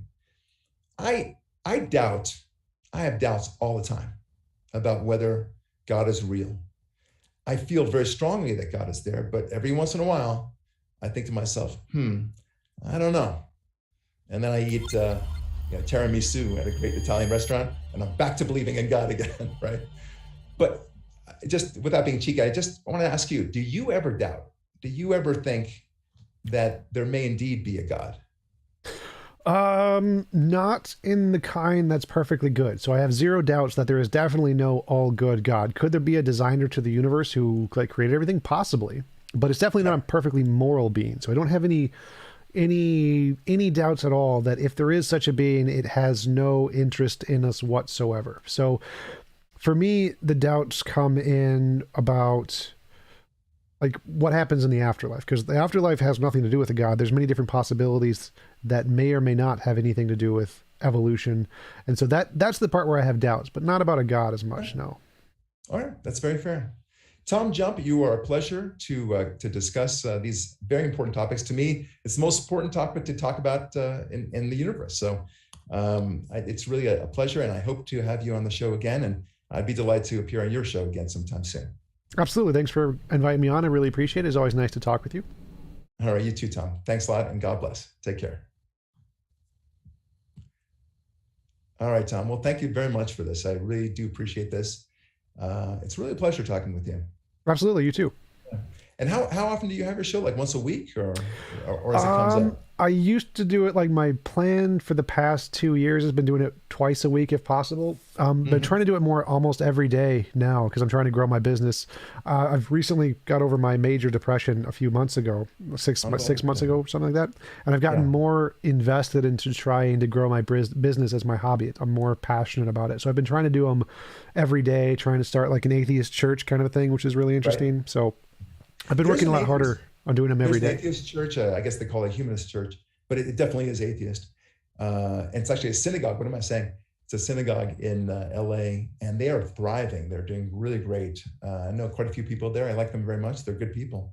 So, now, what's the name of that place? I'd love to contact them. I don't know them. I can get the name because I know a couple of people who are members there. Yeah. So they'd be delighted to have you come in. I'm sure they don't care if you're Jewish or not. After all, they don't believe in God.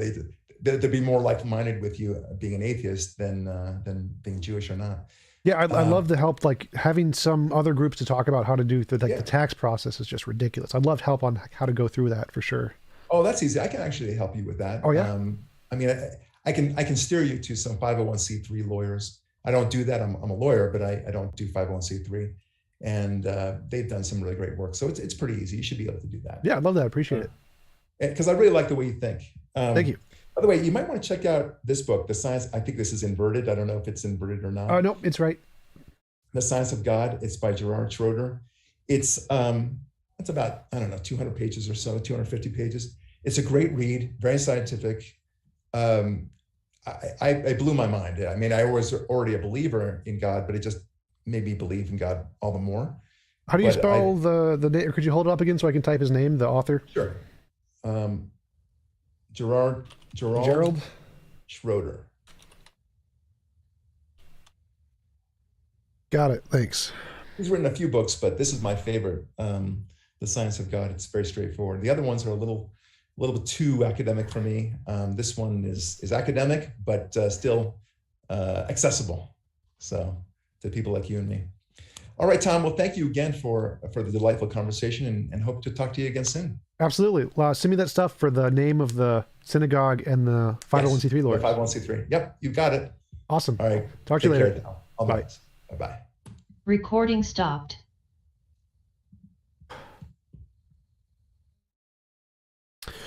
All right, guys, go into the after show on the Discords. The Discords, I'll do http discord.io/tjump.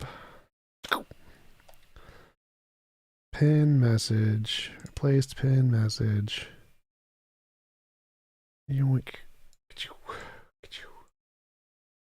Social media. Discord. Discord. Door. Doink. After show. I don't even know where I put it. It's up there. After show. There we go. It's count down like this. That. And then put my camera thingy. Deactivate, activate, close. There we go. Camera thingy. Join the after show. Ask questions and stuff.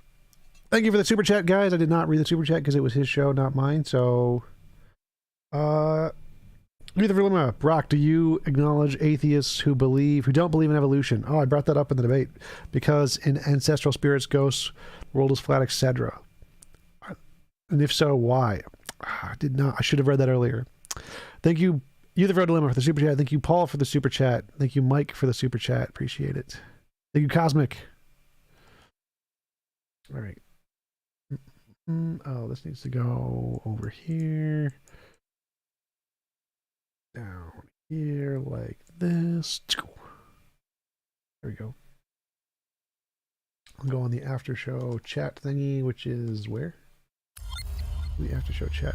Thank you for the super chat, Antipode Cereal. Happy Monday. Fixed my bad avatar with another random one. Not going to use the Canadian one anymore. The anti-Canadian flag. After show chat. After show chat. That of the general. After show chat. Yo, Tom, what's up? Hey, Frank, how are you? I'm doing okay. Anything Barak brought up that was interesting to you?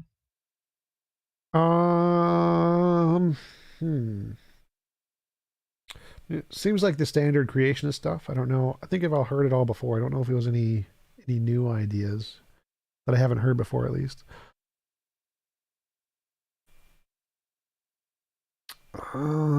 Just the Discord and talk with the chair live. Just put me in one picture and the chair in the other. Interview the chair.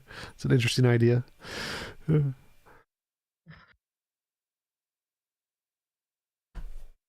Alrighty.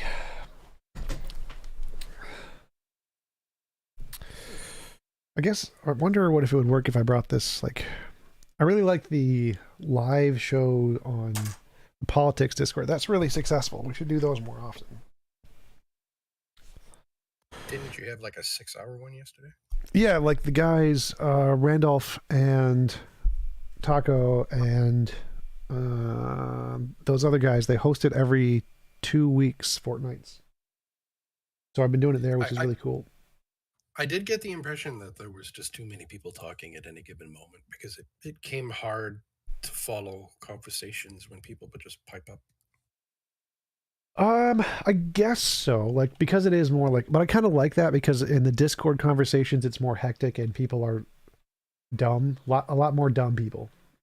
And so having someone to like mitigate the conversation and take it over when I just don't want to do it, I really appreciate that. I like that a lot. So I don't mind the fact that it's a little more hectic because if there's someone annoying, I can just stop talking. And the best part is we get to constantly hear, "Let me finish." I do actually. That is one thing I do appreciate about it is that I can demonstrate my impartiality. I can be like, the atheist is wrong about this or whatever, and the Christian made a good point there, or like I do enjoy that, showing off, demonstrating my ability to stay impartial and to show when Christians make good points or when the atheist is not addressing the point. I think that it's good to demonstrate that. Oh yeah, I'm sure there are bad arguments on both sides. I've heard some myself. Thank you, Brute Facts Podcast. TjumpsChair, drop that 0 and get with this hero. Yeah, all those guys have been on the server before. Randolph Richardson, Taco, they've all been here. Yep. Oh shit. Yeah. I wish we could do them here, but it's just the politics server is so much bigger. Well, I So think they that's got a what I lot. was thinking, was more like because they contact Doobie or whoever is the leader of the Discord and just ask them to reserve a time slot. And I was thinking we could probably just do the same thing. So we could reserve a time slot on the politics Discord and then do one and promote our Discord. It sounds great. And I would prefer to have like you guys in there with me for the same reason, because there's a bunch of idiots on Discord and it gets annoying to talk to them. So having a group of like us, the TJump Discord guys, to run those things would be cool. Do you know how to reserve a spot, Tom? Like, have you talked to anybody about that, or? Yeah, you can contact Randolph and Taco because they are friends with the guys who run it, and they can give you all the details. I need to do this too. I'll look into it then and see what, because I want to do one too. I think that's a good way. Like, since like no one is really good at setting up debates on Discord. It sucks, but setting up like those kinds of Q&As on other Discords, I think, is a good way to build our Discord. So if we did do that more often, that would be great. Like if we could set up Q&As on other Discords, that would be amazing. Because it seems to be working. Like if we check our Discord growth numbers, the Discord growth numbers are pretty good when I do those.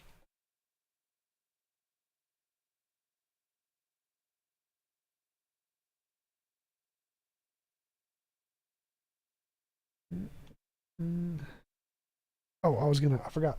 Keep forgetting. Damn it. All right, let's bring up my Sony PS4. Is it on there? It's not on there? Is it? Oh, yeah, there it is. There it is. There we go.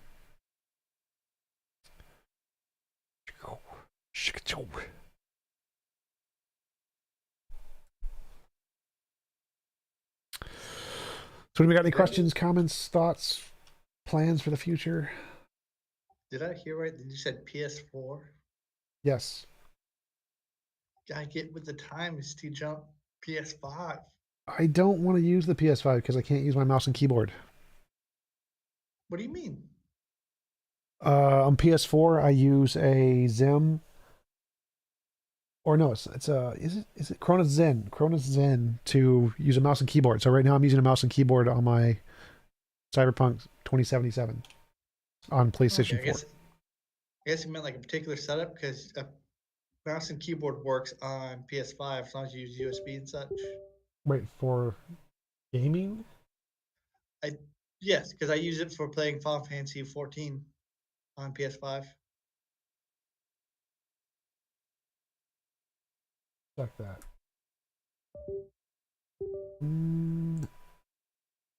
Can PS5 use mouse and keyboard?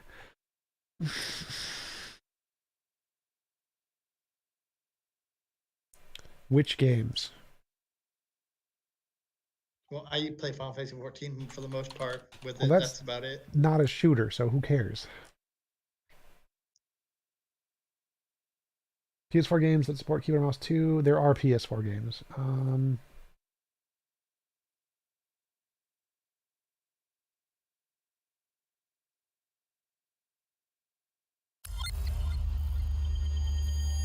Thank you for the super chat, Ryan Lyon.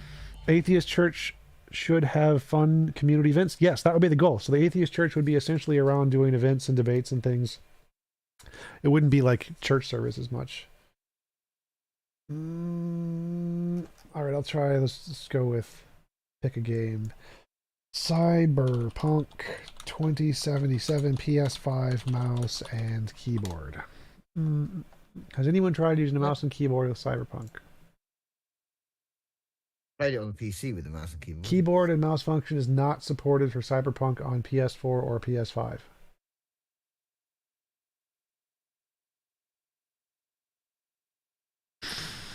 It's unhelpful.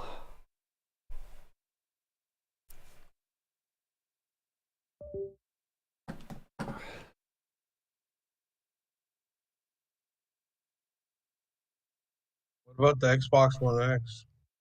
I doubt it. If one isn't doing it, the other one probably isn't doing it either.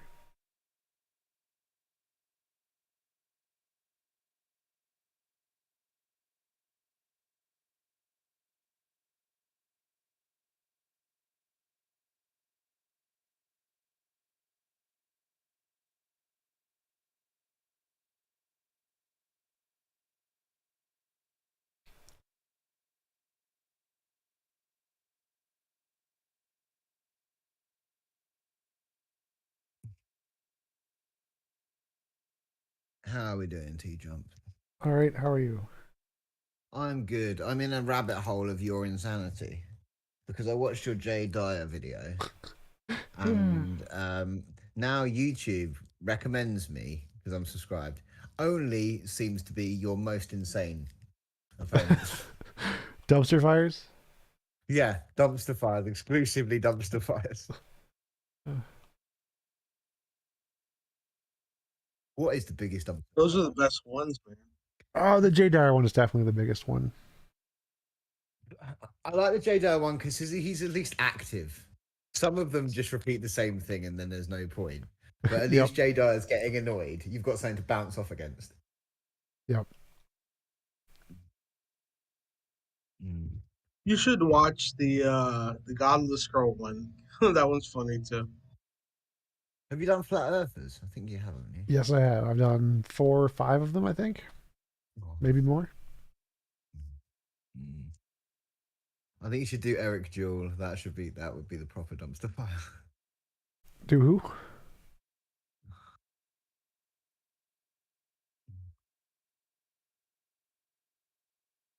I think he said Eric Jewell. Yeah. Who is that? A flat earther guy?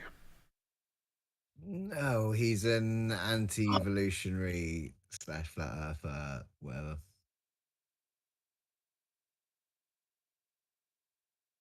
He's the I'm going to interrupt you so you can't debate kind of guy.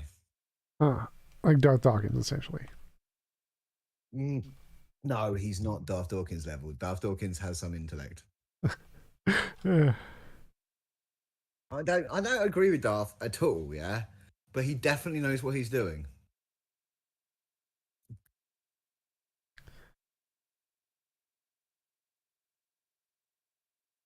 There's some you can blame for being ignorant, and then there's some you know are just playing.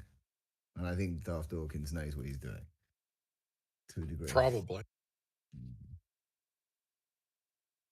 I mean, how hard is it to understand that your arguments were argued 300 years ago during the Enlightenment and were shot down? I mean, but if that's all you've got. Literally using 300-year-old arguments is not going to get you anywhere. Oh, that's it. Someone mentioned it. The Alex Stein one, the Flat Earth one, was hilarious. Oh, yeah. Alex Stein is great. He is a funny dude. He wants to be Tucker Carlson, doesn't he? That's just it. Yes. You can see it in the way he dresses, in everything about him. He makes faces too. Yeah. Well, I think he knew what he was doing there, didn't he? For sure. I noticed the politics server has a 1v1 channel and several of them. People do that. They just go into a room. It's got like a population of 2 and only 2 people allowed in. Like Clubhouse. That happens on Clubhouse?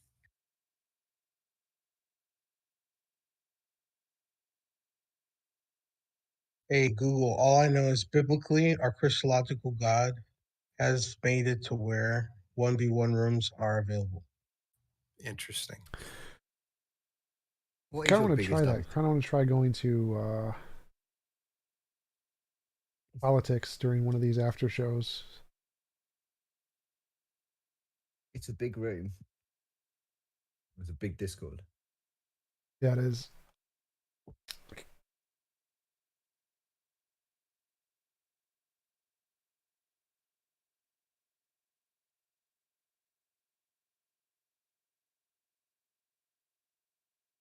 Is it possible to make a stage with only one person? Yeah, of course you can, right?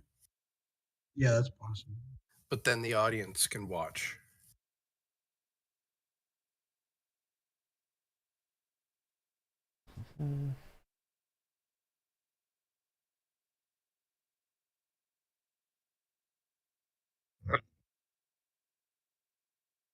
I would really like to get streaming options on TikTok. I think you just have to do phone capture or something, right? That's what I've been doing, but I don't like it. There is an option on TikTok that gives you the what's it? The stream key gives you a stream key where you can just send it straight to from OBS or whatever. But I don't have that option unlocked, which sucks. Shucks. How do you unlock it? Is it a pay thing? Nope, it's random. Just it randomly gives it to some people.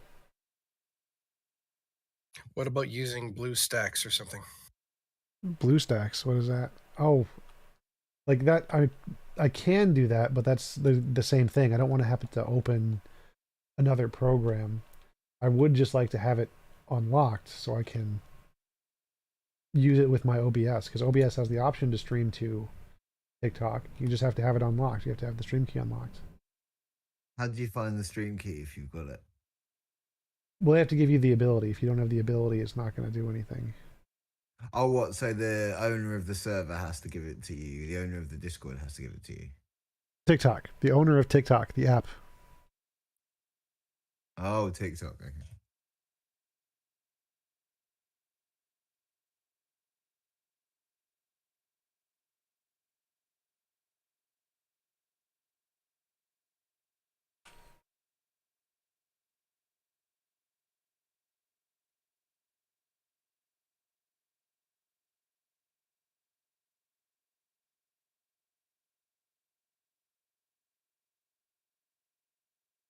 Someone's asking for a Zen Shapiro rematch.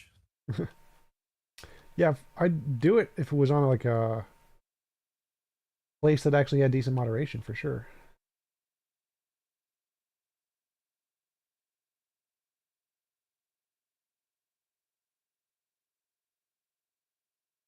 Hello, Scotty. What's new? Trying to remember who Zen Shapiro was. Abortion debate 2 days ago.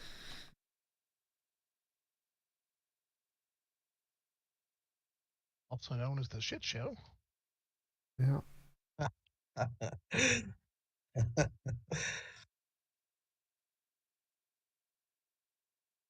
Yeah, well, that was the thing with what was it? The when you're on the kill stream, that's a hideous platform. Yep.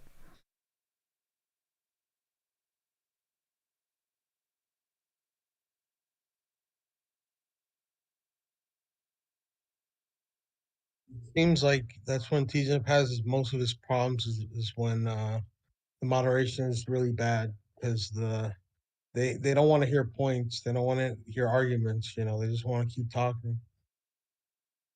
Yeah, like I think that's a problem when there's a moderator who does literally nothing. Like if I'm moderating, it's fine. No one really cares because I can just mute them and that's fine. But if no one is moderating, they can just talk over me without stopping. That's a problem.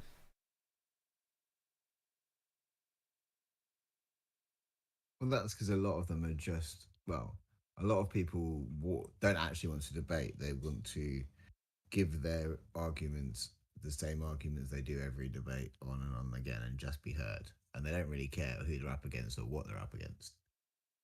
Well, that's not the problem. The problem is the moderators who just, if they're just yelling and screaming at you, they don't mute them to let them stop. Like, so I'm fine with idiots with idiot arguments, but if the moderator is literally not going to mute them when they never stop speaking, that's a problem.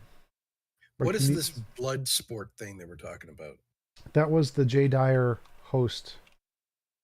It's what's his name? Killstream. It's blood sports. Ethan, Ralph, Ethan, or something. Oh. Yeah, it's Ethan Ralph. Yeah, because he missed a meta Ralph keys. and Thor.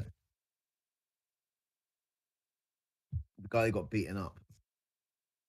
He went halfway across the country and got beaten up trying to find. Oh yeah, who was he? Who was he fighting? Boogie 9188. Yeah, that was from one. I can't remember who it was now. He was trying to go to someone's door. Yeah, I used to listen to Ralph years ago when I used to drink, and ages ago, and used to listen to Mr. Metica. And Ralph is not there. He's quite deranged when it comes down to it. Oof.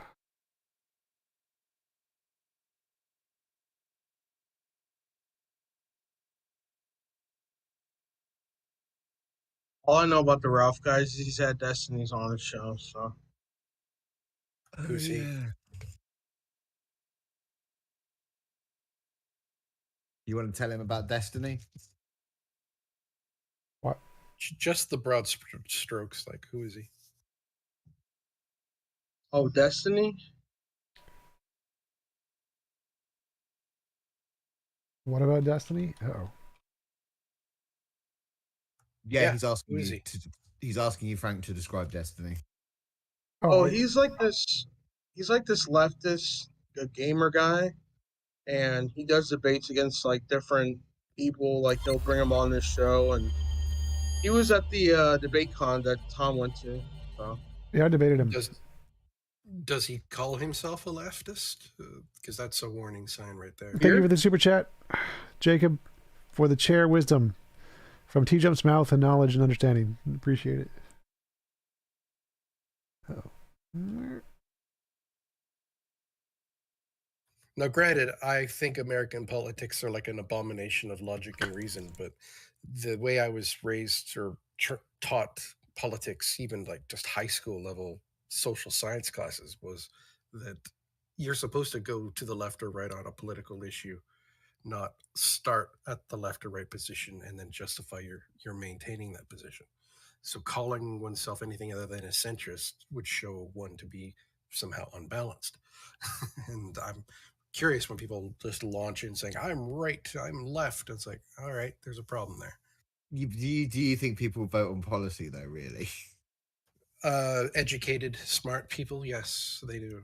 That's typically why other countries aren't the dumpster fire the U.S. is. No, I think people should. I don't think most people do, but I think people should. Like, again, the U.S. is an anomaly. It's an abomination of logic and reason when it comes to politics. Nothing should be the way it's done in America. England's not that far behind you. We had the EU. We Brexited. That was not done under policy. That was done under sheer feelings. Okay, but you also have more than one political party, which means that any of those arguments need to, bridge the divide, essentially. Yeah, everyone just got lied to a lot.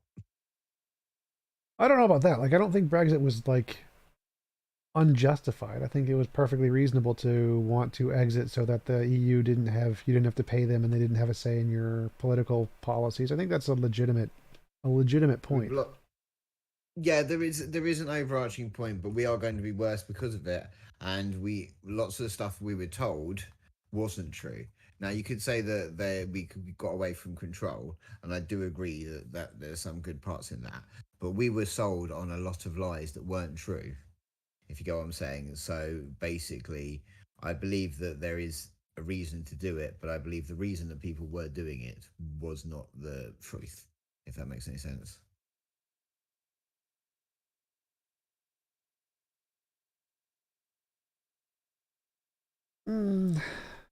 Because I thought that was, I mean, there were definitely things like that the Tories said that they aren't going to do for sure. But I think that the main reason people left was they don't want the EU and open borders and the policies of the EU. That was the reason people mostly left. It wasn't like everything else, like the NHS stuff. That wasn't like a huge issue. Like the main reason was they just didn't want the border problems are just the same now. We had more control over it when we were in the EU. We had more data to know who was coming over, and we had more stock than we could use other countries. But like the majority reason of why people voted for Brexit seemed to be what they just didn't want EU interference in policy making. Everything else, the things that were like lied about by the Tories, those were really like less important. That wasn't like the main reason why people left. So I don't see why that would be like as like people were lied to. Like not really. Like they made some promises that obviously they weren't going to keep. That wasn't the main reason why people left. People voted to leave. We got told amounts that weren't true. We got told actions that weren't true. We got told that we would control our own fisheries, which isn't true.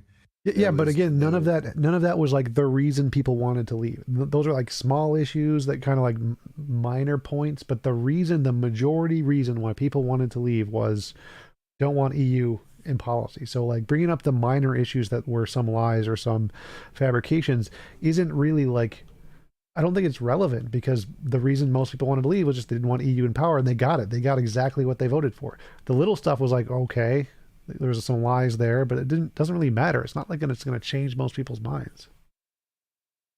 I think a lot of people have come back from wanting it with the after effects, if that makes any sense. But I would agree with you sentimentally, and also on the fact that there was a lot of people just shouting kind of sovereignty of wanting that, and I just don't think that that's necessarily a good thing for our country. Why would sovereignty not be a good thing? Because it's meaningless if it doesn't affect you, is it? What am I gaining from it? If it's better, if I'm in a better state with another country partnered with me, and I have better trading deals with that country, and I have better options with those countries, then I lose them when I come out of it. And even if my country's in a better position, am I gaining anything by just saying, well, I've got my country? Like I think that like because the EU made policies they didn't like immigration policies and other things that they didn't want to have allowed, the fact that you have sovereignty over those things was an improvement. Well, only if there's an effect. At the moment, immigration is still a bigger problem. We had more control over it before because we knew the numbers and what was coming in, and we could use deals with France to deal with the oversurging of people coming over the borders. It's like the whole Northern Ireland thing now of borders, and we're having problems with that. Whether they want to negotiate a new deal. Again, I think that's they just wanted control over that and they got it. Like I don't think that's a bad thing. I don't see why. Like I don't see like a huge problem with the Ireland thing. Doesn't seem like it's a huge issue. Like I think the criticisms of Brexit seem way more overblown, and that Brexit really did get them what they wanted. I think we're feeling it a bit more now. Well, definitely there were going to be consequences for sure, but everybody already knew that. There wasn't going to be just like everything's perfect. But we got a lot of the right-wing politicians said that it would get better a lot sooner, and they didn't really give us the information that we needed of how bad this was going to be.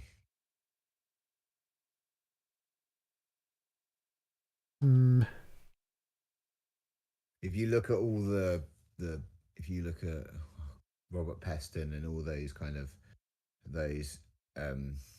economists and people like that, they were telling us at the time that this was a really bad idea.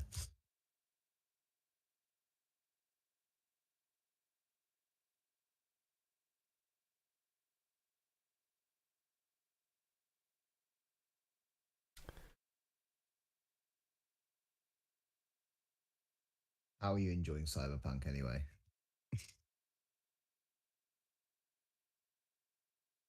what?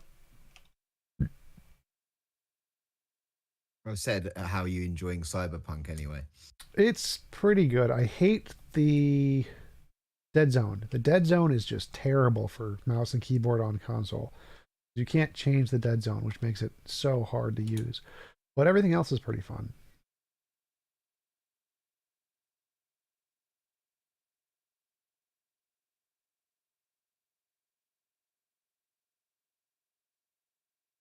Blades. That's what I was looking for. Right. Working my way through Bloodborne again. Oh yeah. Yeah, it's a punishing game, but I enjoy it.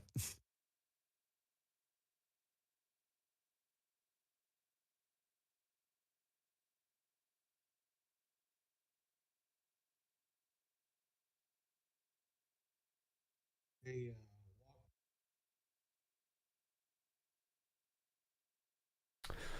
Now, one criticism is that blades seem to be way more overpowered than literally anything else. Do you stealth it most of the time? Because I've been starting, I've only halfway through like the first couple of missions, and I just have been avoiding killing anyone at the moment. And I don't know if that's the right tactic or you just go guns blazing. No, that is the incorrect tactic because you get less experience that way. I've just been going around killing everyone I can possibly kill. Like I've been going up to the skull guys and killing the skull guys. Well, because you start that game and I think to myself, oh, it's like GTA. As soon as I kill like 10 people, I'm going to have like the world on top of me.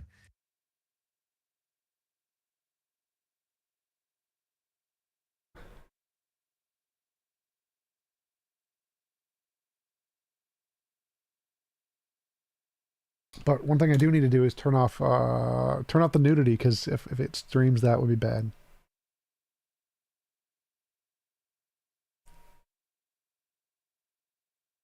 Exit to main menu.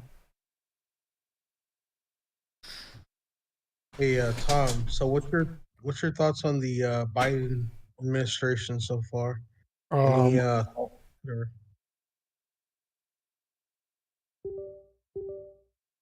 All politicians are garbage. That is my position. right, right.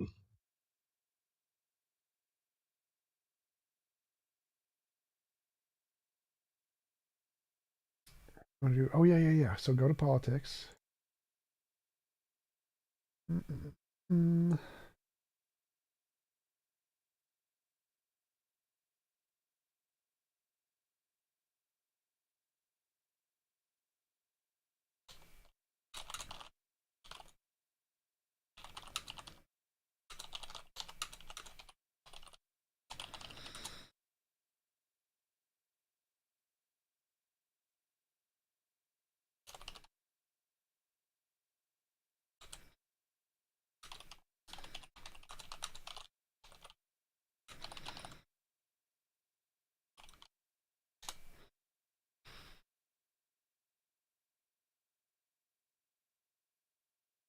Bum, bum, bum.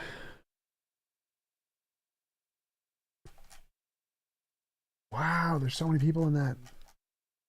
What is that? A Ukraine invasion watch. Wow. Politics.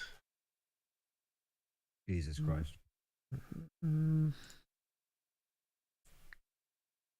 1 month until spring. Are you gonna have the beach body? No, I'm not gonna have a beach body. I'm way too overweight for that. Yeah, their server's always active. Politics server. I used to be on there all the time. Yeah, I would definitely like to build our server up to that. If stage discovery comes back, we might be able to do it. Yep. Someone wants to know if you ever play MMO RPGs like Final Fantasy 14. I do play RPGs. What did you say? MMA RPGs? MMO. MMO? No, never. No. I hate massive multiplayer online games. You've I never don't had like one you grinding, and they're all just mass grinding. Yeah, they're pretty much. I want games that are skill based.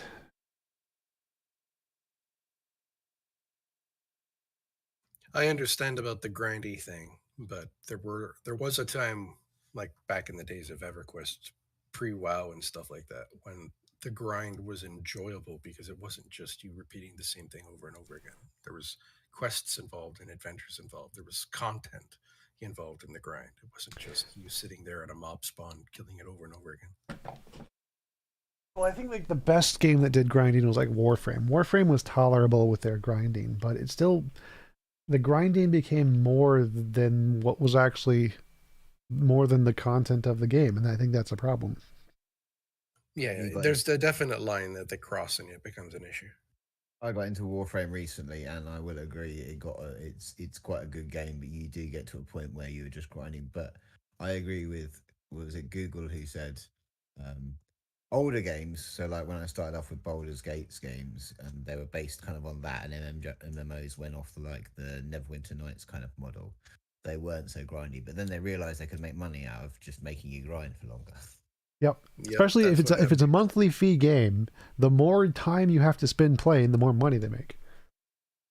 Oh, okay. I'll give you one that I don't think is as bad. There is some grinding in it, but the Star Wars one, and it might be because the Star Wars one has a really good like plot base into it. Like the effects happen and things change, and it has a really good plot and story to it. But I don't think that one's as grindy. The Star Wars Knights of the Old Republic SWTOR. Yeah. I played the first level, but I'm a soloist. I don't like having to actually like work with other people to do things, and that was the problem, was that you couldn't just solo stuff in that game. Yeah, you do need other people. I got quite far soloing it, but it really does get harsh after that. And I know what you like. I know what you mean. I like to play by myself.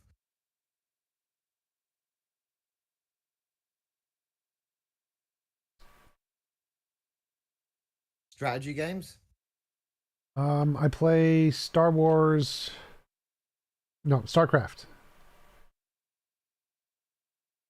I don't like Age of Empires. I do like StarCraft. I was playing one last night, Spellforce, and I did agree that the fact is I just want a big base and the ability to build as many troops as I want, not all the other stuff.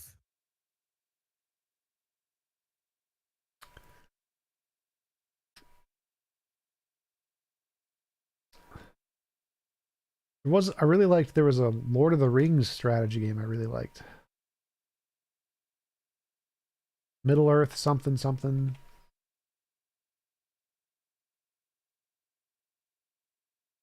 Battle for Middle Earth? I think that was it, yeah. Yeah, I think there's two of them. I think there's 1 and 2. Yep. I know Warhammer's just come out. The Warhammer 3 one. Yeah, I really liked Battle for Middle Earth. That was a good game.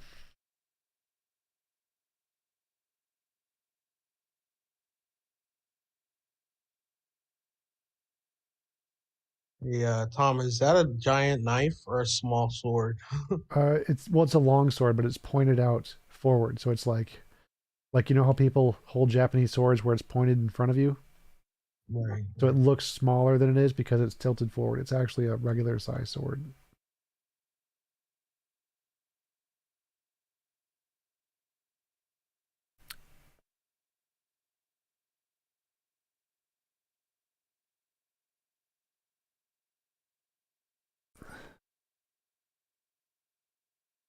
We need to get more theists in the server to like debate stuff. Do you need someone to I was going to say, do you need someone to disagree with? There is going to be a diminishing returns on that, though. I mean, if the more successful you are, the less theists there would be, right? So what? I don't get it. Like well, Matt Dillahunty gets tons of theists. I know, but every year it seems as though it's only the most extreme and the dogmatic that are left, the ones most unwilling to listen, not the ones that are open to reason and logic and debate. Those seem to be the reason why religion is trending downwards. Right. The people that have good discourse have pretty much already left religion. Well, I want ones that bring in views. I don't care if they actually have good discourse. Oh, that's just dumpster fires then. You can find them anywhere. Yeah, there's lots of those. It's weird you said that, though. Google, because I was literally thinking that I was watching Atheist Experience it last night. and I hardly ever watch it, but it was on my YouTube list. And I thought to myself, how can they keep on having the same callers? Like the same callers with the same arguments, different people, but they just constantly, surely there's a limited amount of people who could ring into that show over the period of time. You know, I can act as if I'm a theist. I mean, if you're worried about them always bringing the same arguments, the dumpster fires are the way to go, man. I can. No. Let's say I'll bring up the let's say naturalism argument. Can't you see that God created everything? Nope. No. Like I said, you got to go dumpster fire with this. It's the aliens in the Illuminati. Oh yeah. Like if you're not on board with that, then I can't speak reason to you. You're just a sheeple. Well. I heard a new argument, by the way, in modern day debate against Aaron. There was a Muslim. He was claiming that you should look at God as like the master programmer, so you can see like as if we can program reality with computers and programming languages. God created the master of all language. He created the master of all computational models, and yeah, pretty much it. It's all software. It's all everything software. That's all he was repeating. I saw that as well. Which would mean then that he is one of the most malevolent, dark-souled monsters ever could be, because he also created pain, suffering, child rape, murder, viruses, plagues, Oh my cancer, Yeah. all Oh, yeah, that, wow. and allowed it to take place. Yep. He allowed Well, war. He allowed genocide. Well, He's a that's monster. part of the game. Well, that's part of the game. If you create a game, for example, like Warhammer, you need to give it rules, because it wouldn't be a fun game if you wouldn't have these rules. Is God worse than the creator of Dark Souls? I think so. Dark Souls isn't even hard. yeah. Why do people complain about that? It's such an easy game. I'm not good at those games. It was hard for me. I had no problem with Dark Souls. Bloodborne was probably worse. Bloodborne That is was a so good one, easy. too. Like people complain about the easiest games. Like none of those are hard. Those ones were a pain for me. Play Ninja Gaiden 2 and then complain to me about hard. That's I a good played game. Ninja Gaiden. I've played Ninja Gaiden 2. Did you beat it on Master Ninja? No. Not yet. No. Now you give me a reason to dig that thing back up. I've never came across to Warframe, but I'm just checking a YouTube video now. So it's like is it a third-person shooter? No. There's melee weapons and ranged weapons. You can Right. switch between them quite quickly. It's got quite a good style to it. It's quite a fun little fighter, but it does get a bit draggy eventually. Okay, yeah. See? Oops. I think it's on the Xbox Pass, or if you've got the Xbox Pass or something. No, I got a PS4. Is Warframe free? Huh. T-Jump. Yeah, What? Warframe's free. Let me check that Warframe out. 3? What? Yeah. Warframe's free to play. Oh yeah, it's free. Yes. Free. Yeah, it's free on FRE. a I was like PlayStation 3. There's only one of them. No, I was asking for free. Yeah, it's free. And one thing I really like about Warframe is the market, because you can trade stuff with other players and earn the money that you don't have to pay for it. Yeah, So there's massive amounts of that game. And I liked it because I got the rarest, like most expensive Rivens, the most powerful mods. Like I got like all of them, and I didn't ever pay a dime to the game. I never spent any money on it. So I really like that. I think Yeah, everything I like the economy in Warframe. It's a really good game. Isn't that one of the selling points, that you can get everything without paying money? Like even everything in it. Like there's no special unlocks you can only get by paying. Well, no, there are things you can only buy. You can't get everything because there's special stuff that you need to like pay for, like limited edition collector's garbage. Yeah, if you really want it. But anything cosmetic? that's Is it platinum, cosmetic or functional? Tom, What? is it just cosmetic or is it actual improve the game? Uh, a lot of mostly cosmetic stuff. cosmetic. Yeah. I don't think it would really matter if you did buy slightly better weapons in Warframe because it's not really that kind of game. Yeah. Anything that's platinum in that game, whether it's a new color set for all of your gear and stuff, or some Cyandana like scarf or whatever, if you farm things and just sell stuff on the market, you can earn platinum that way and then buy it with the platinum that you earned from that.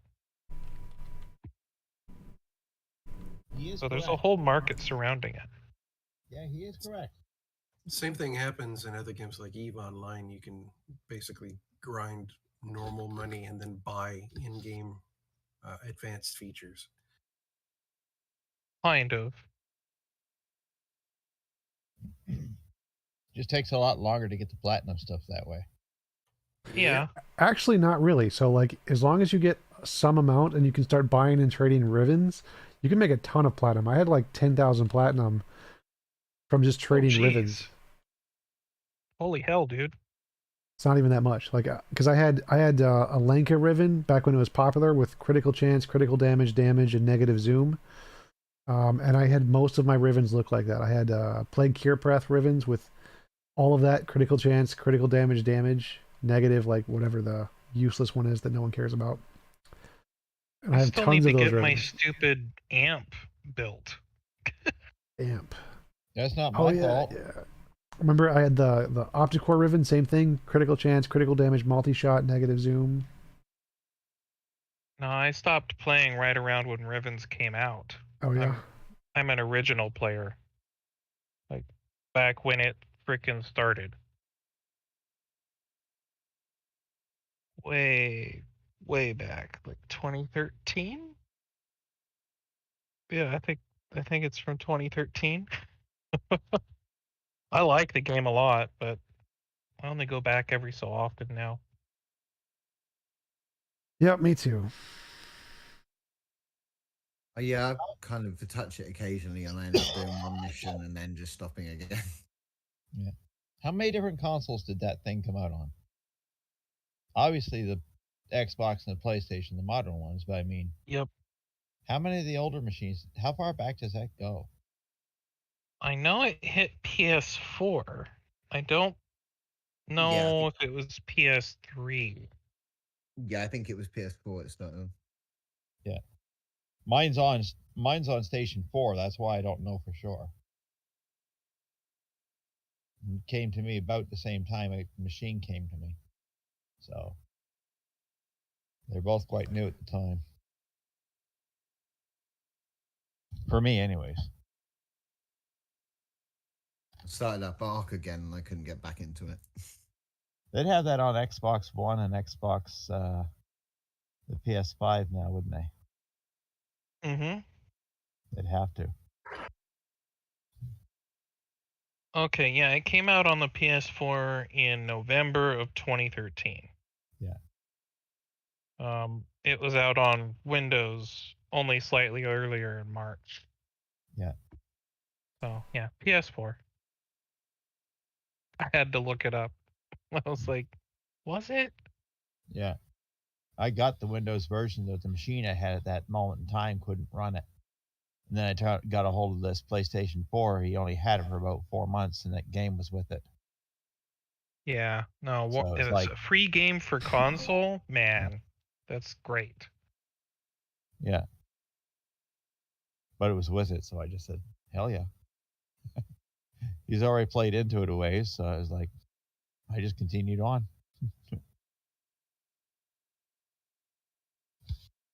I didn't start over.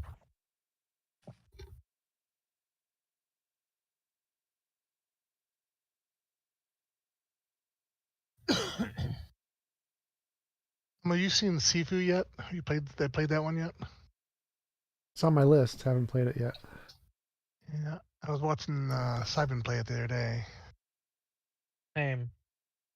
I It would looks also. it looks difficult and complicated, but it It does, looks like it's fun. but it looks like playing it's it one of right the. now. It looks like a short one, like one of those short type. Yeah. Playing it right now, I'm getting my ass kicked. TJ's Yeah. gonna be like, "Oh, it's easy," and I'm like, "Yeah, okay."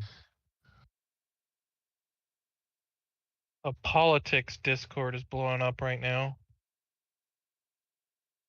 Holy hell. The Russian-Ukraine thing is blowing up right now. Yeah, what's happening? Quite a few things. 2 cities have asked for independence from Yeah. Ukraine in order to be like neutral, but they're on the border, so Yeah. Russia's probably just going to move in troops. You say this is posted somewhere in the politics server?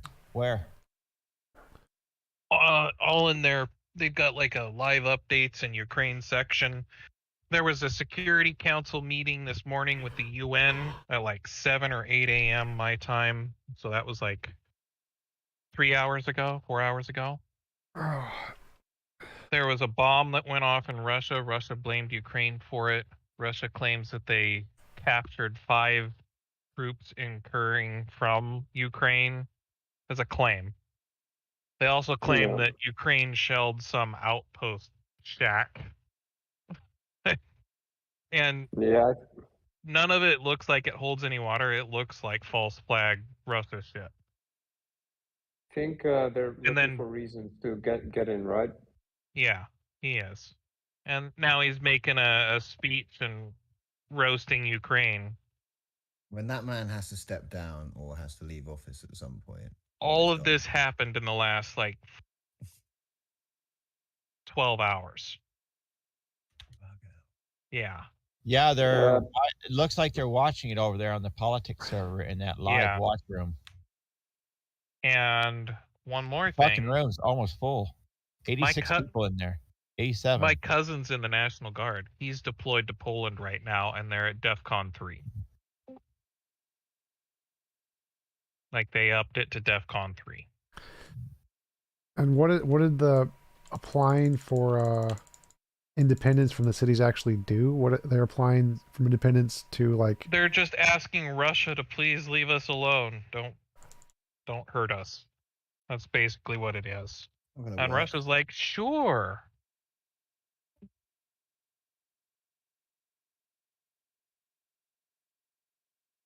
Not a chance. But yeah, all in the last 12 hours. All of this shit has happened. It's clearly Putin wants to get in. Yeah. And he's looking for reasons like valid reasons to get in, but Well, I mean, under Trump, he didn't need any. He just took Crimea. yeah. Like, he just walked in. The crazy side, everything that Putin says is like we're doing X, but he's doing Y. So Right. when he said like a week ago, he said we're leaving. We're actually retreating our troops. And then they added 10,000 more. And then they added 10,000 more. So Yeah. yeah, it's a strange guy. Really strange.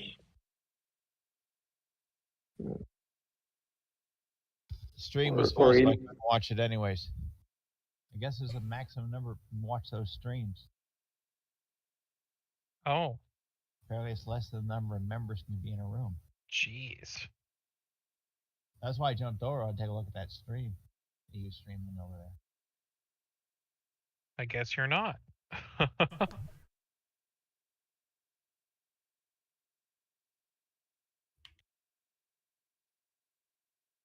Oh, there we are. Found it. Yeah, this channel Go. doesn't do streams, sadly.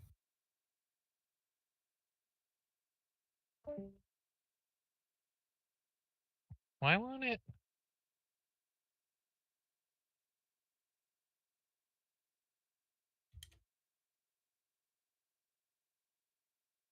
Try this.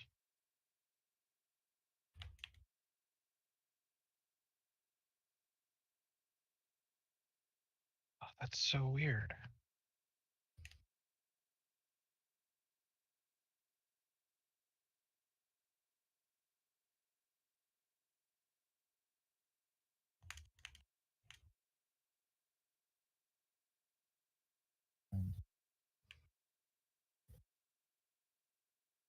Oh, do I not have like image permissions on this server? That might be it.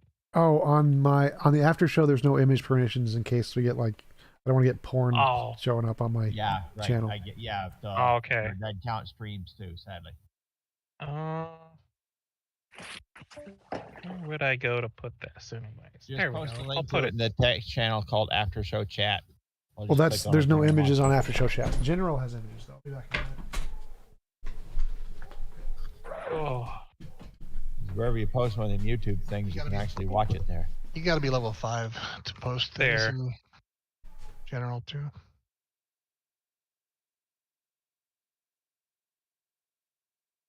Let's see if I can get to post the Yeah, videos there. I joined won't let me do it Warframe either. 1 month after its initial release. I think my WoW account's from like a month after it started. I haven't used it in like 4 years, but I remember it's from like a near launch. I joined WoW right at the end of Classic, just before Burning Crusade. I did all of Classic before Burning Crusade came out, and then I did Burning Crusade, and then I did the Wolves one, and then I stopped. And then every time I go back on and I go, oh, I'll try and play this again, and then I go, oh, I can't be asked because they've changed everything. Right. I did think about going back to the new Classic one, but I can't be asked.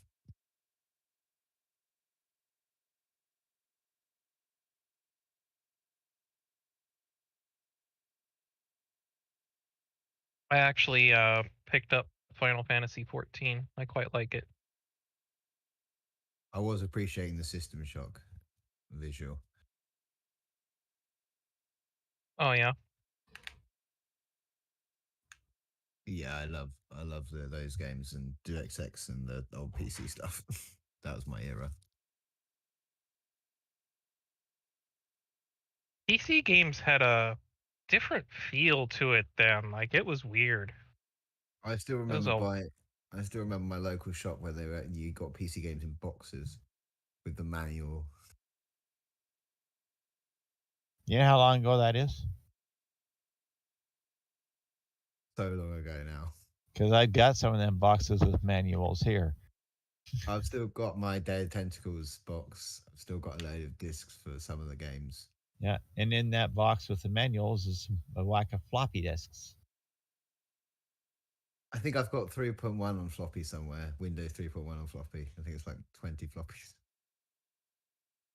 I've got Centipede on floppy.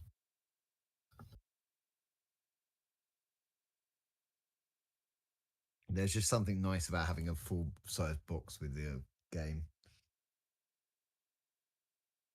I feel like you actually got something. You know what I mean? It actually Yeah. feels like you actually got something. And the manuals that used to have like the thing on.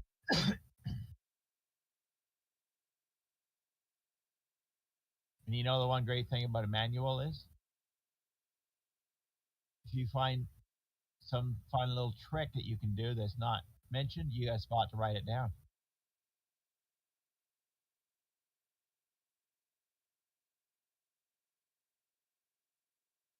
Dog's barking at T-Jumps.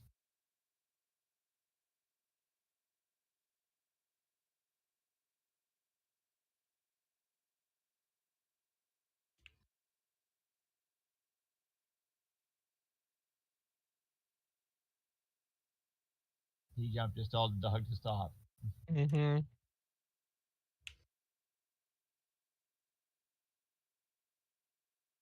Simon is alive.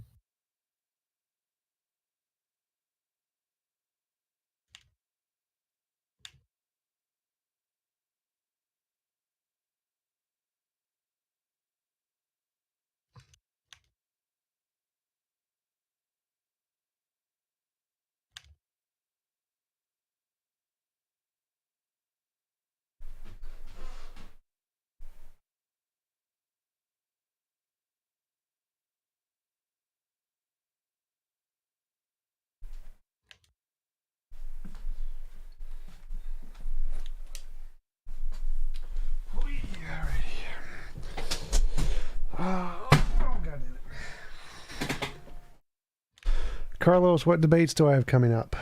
I don't know. I don't check them very often. I just know I have them. I have them listed. What is it that you don't have? Carlos asked, what are my debates for this week that I have coming up? I don't know, because I put them in my Google Calendar and I don't ever check again. So I have one on a Wednesday, Biscuit, Dennis, Thursday, Eric Sampson, Friday, Democracy of the Dead, looks like, on Saturday.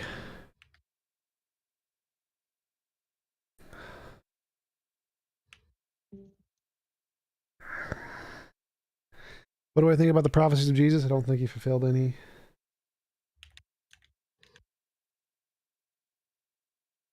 Quote unquote prophecies. Yeah, I think that, what's his name? I mean, it's one of those things where if you write something afterwards, you can make it fulfill any fucking prophecy you want. Yeah. Well, he fulfilled this Old Testament prophecy. Is the Old Testament older? Like, fucking hell, like, this isn't... It's not rocket science. I swear it's not. Dying, that on just makes some sense that you might want to make a prophecy, write it down after it happened. At least you get it right. Go back and pull open a Nostradamus book and just start doing all of that shit. Be like, wow, look, I'm fulfilling all these prophecies. Maybe I should write a book about it.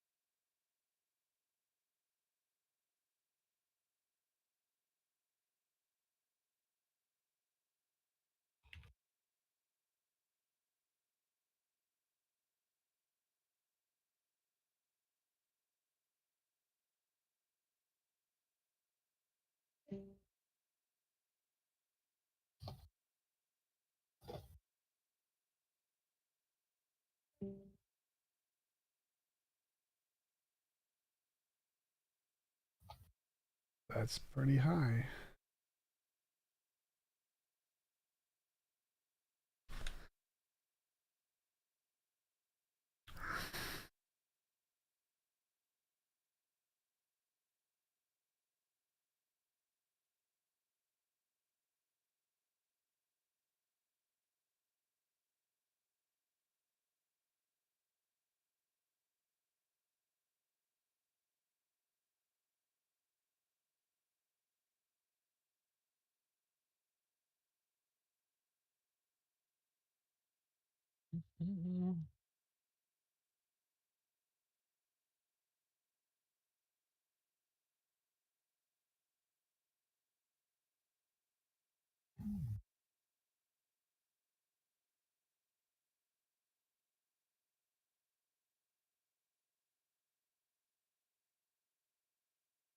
It's very, very quiet.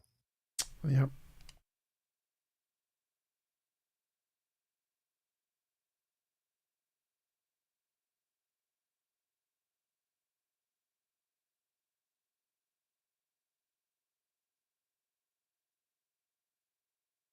Yeah, I guess that'll be it for today. Got nothing to talk about, so. One of these days, I want to just sit down and chat with you alone. Yep. You know, just have a relaxed conversation somewhere. All right, guys. I'll see you tomorrow for another stream. I'll try to set something up on politics. I'll see if I can get a room on politics. That'll be interesting. All right. See you guys later. Later. I was literally coming in to wreck you, T-Jump. Now you're leaving. What? I was coming in to wreck you. Now you're leaving. Did you want to? I'll wreck your brute facts. Did you want to say something? Huh? No, you go ahead and do what you gotta do. All right.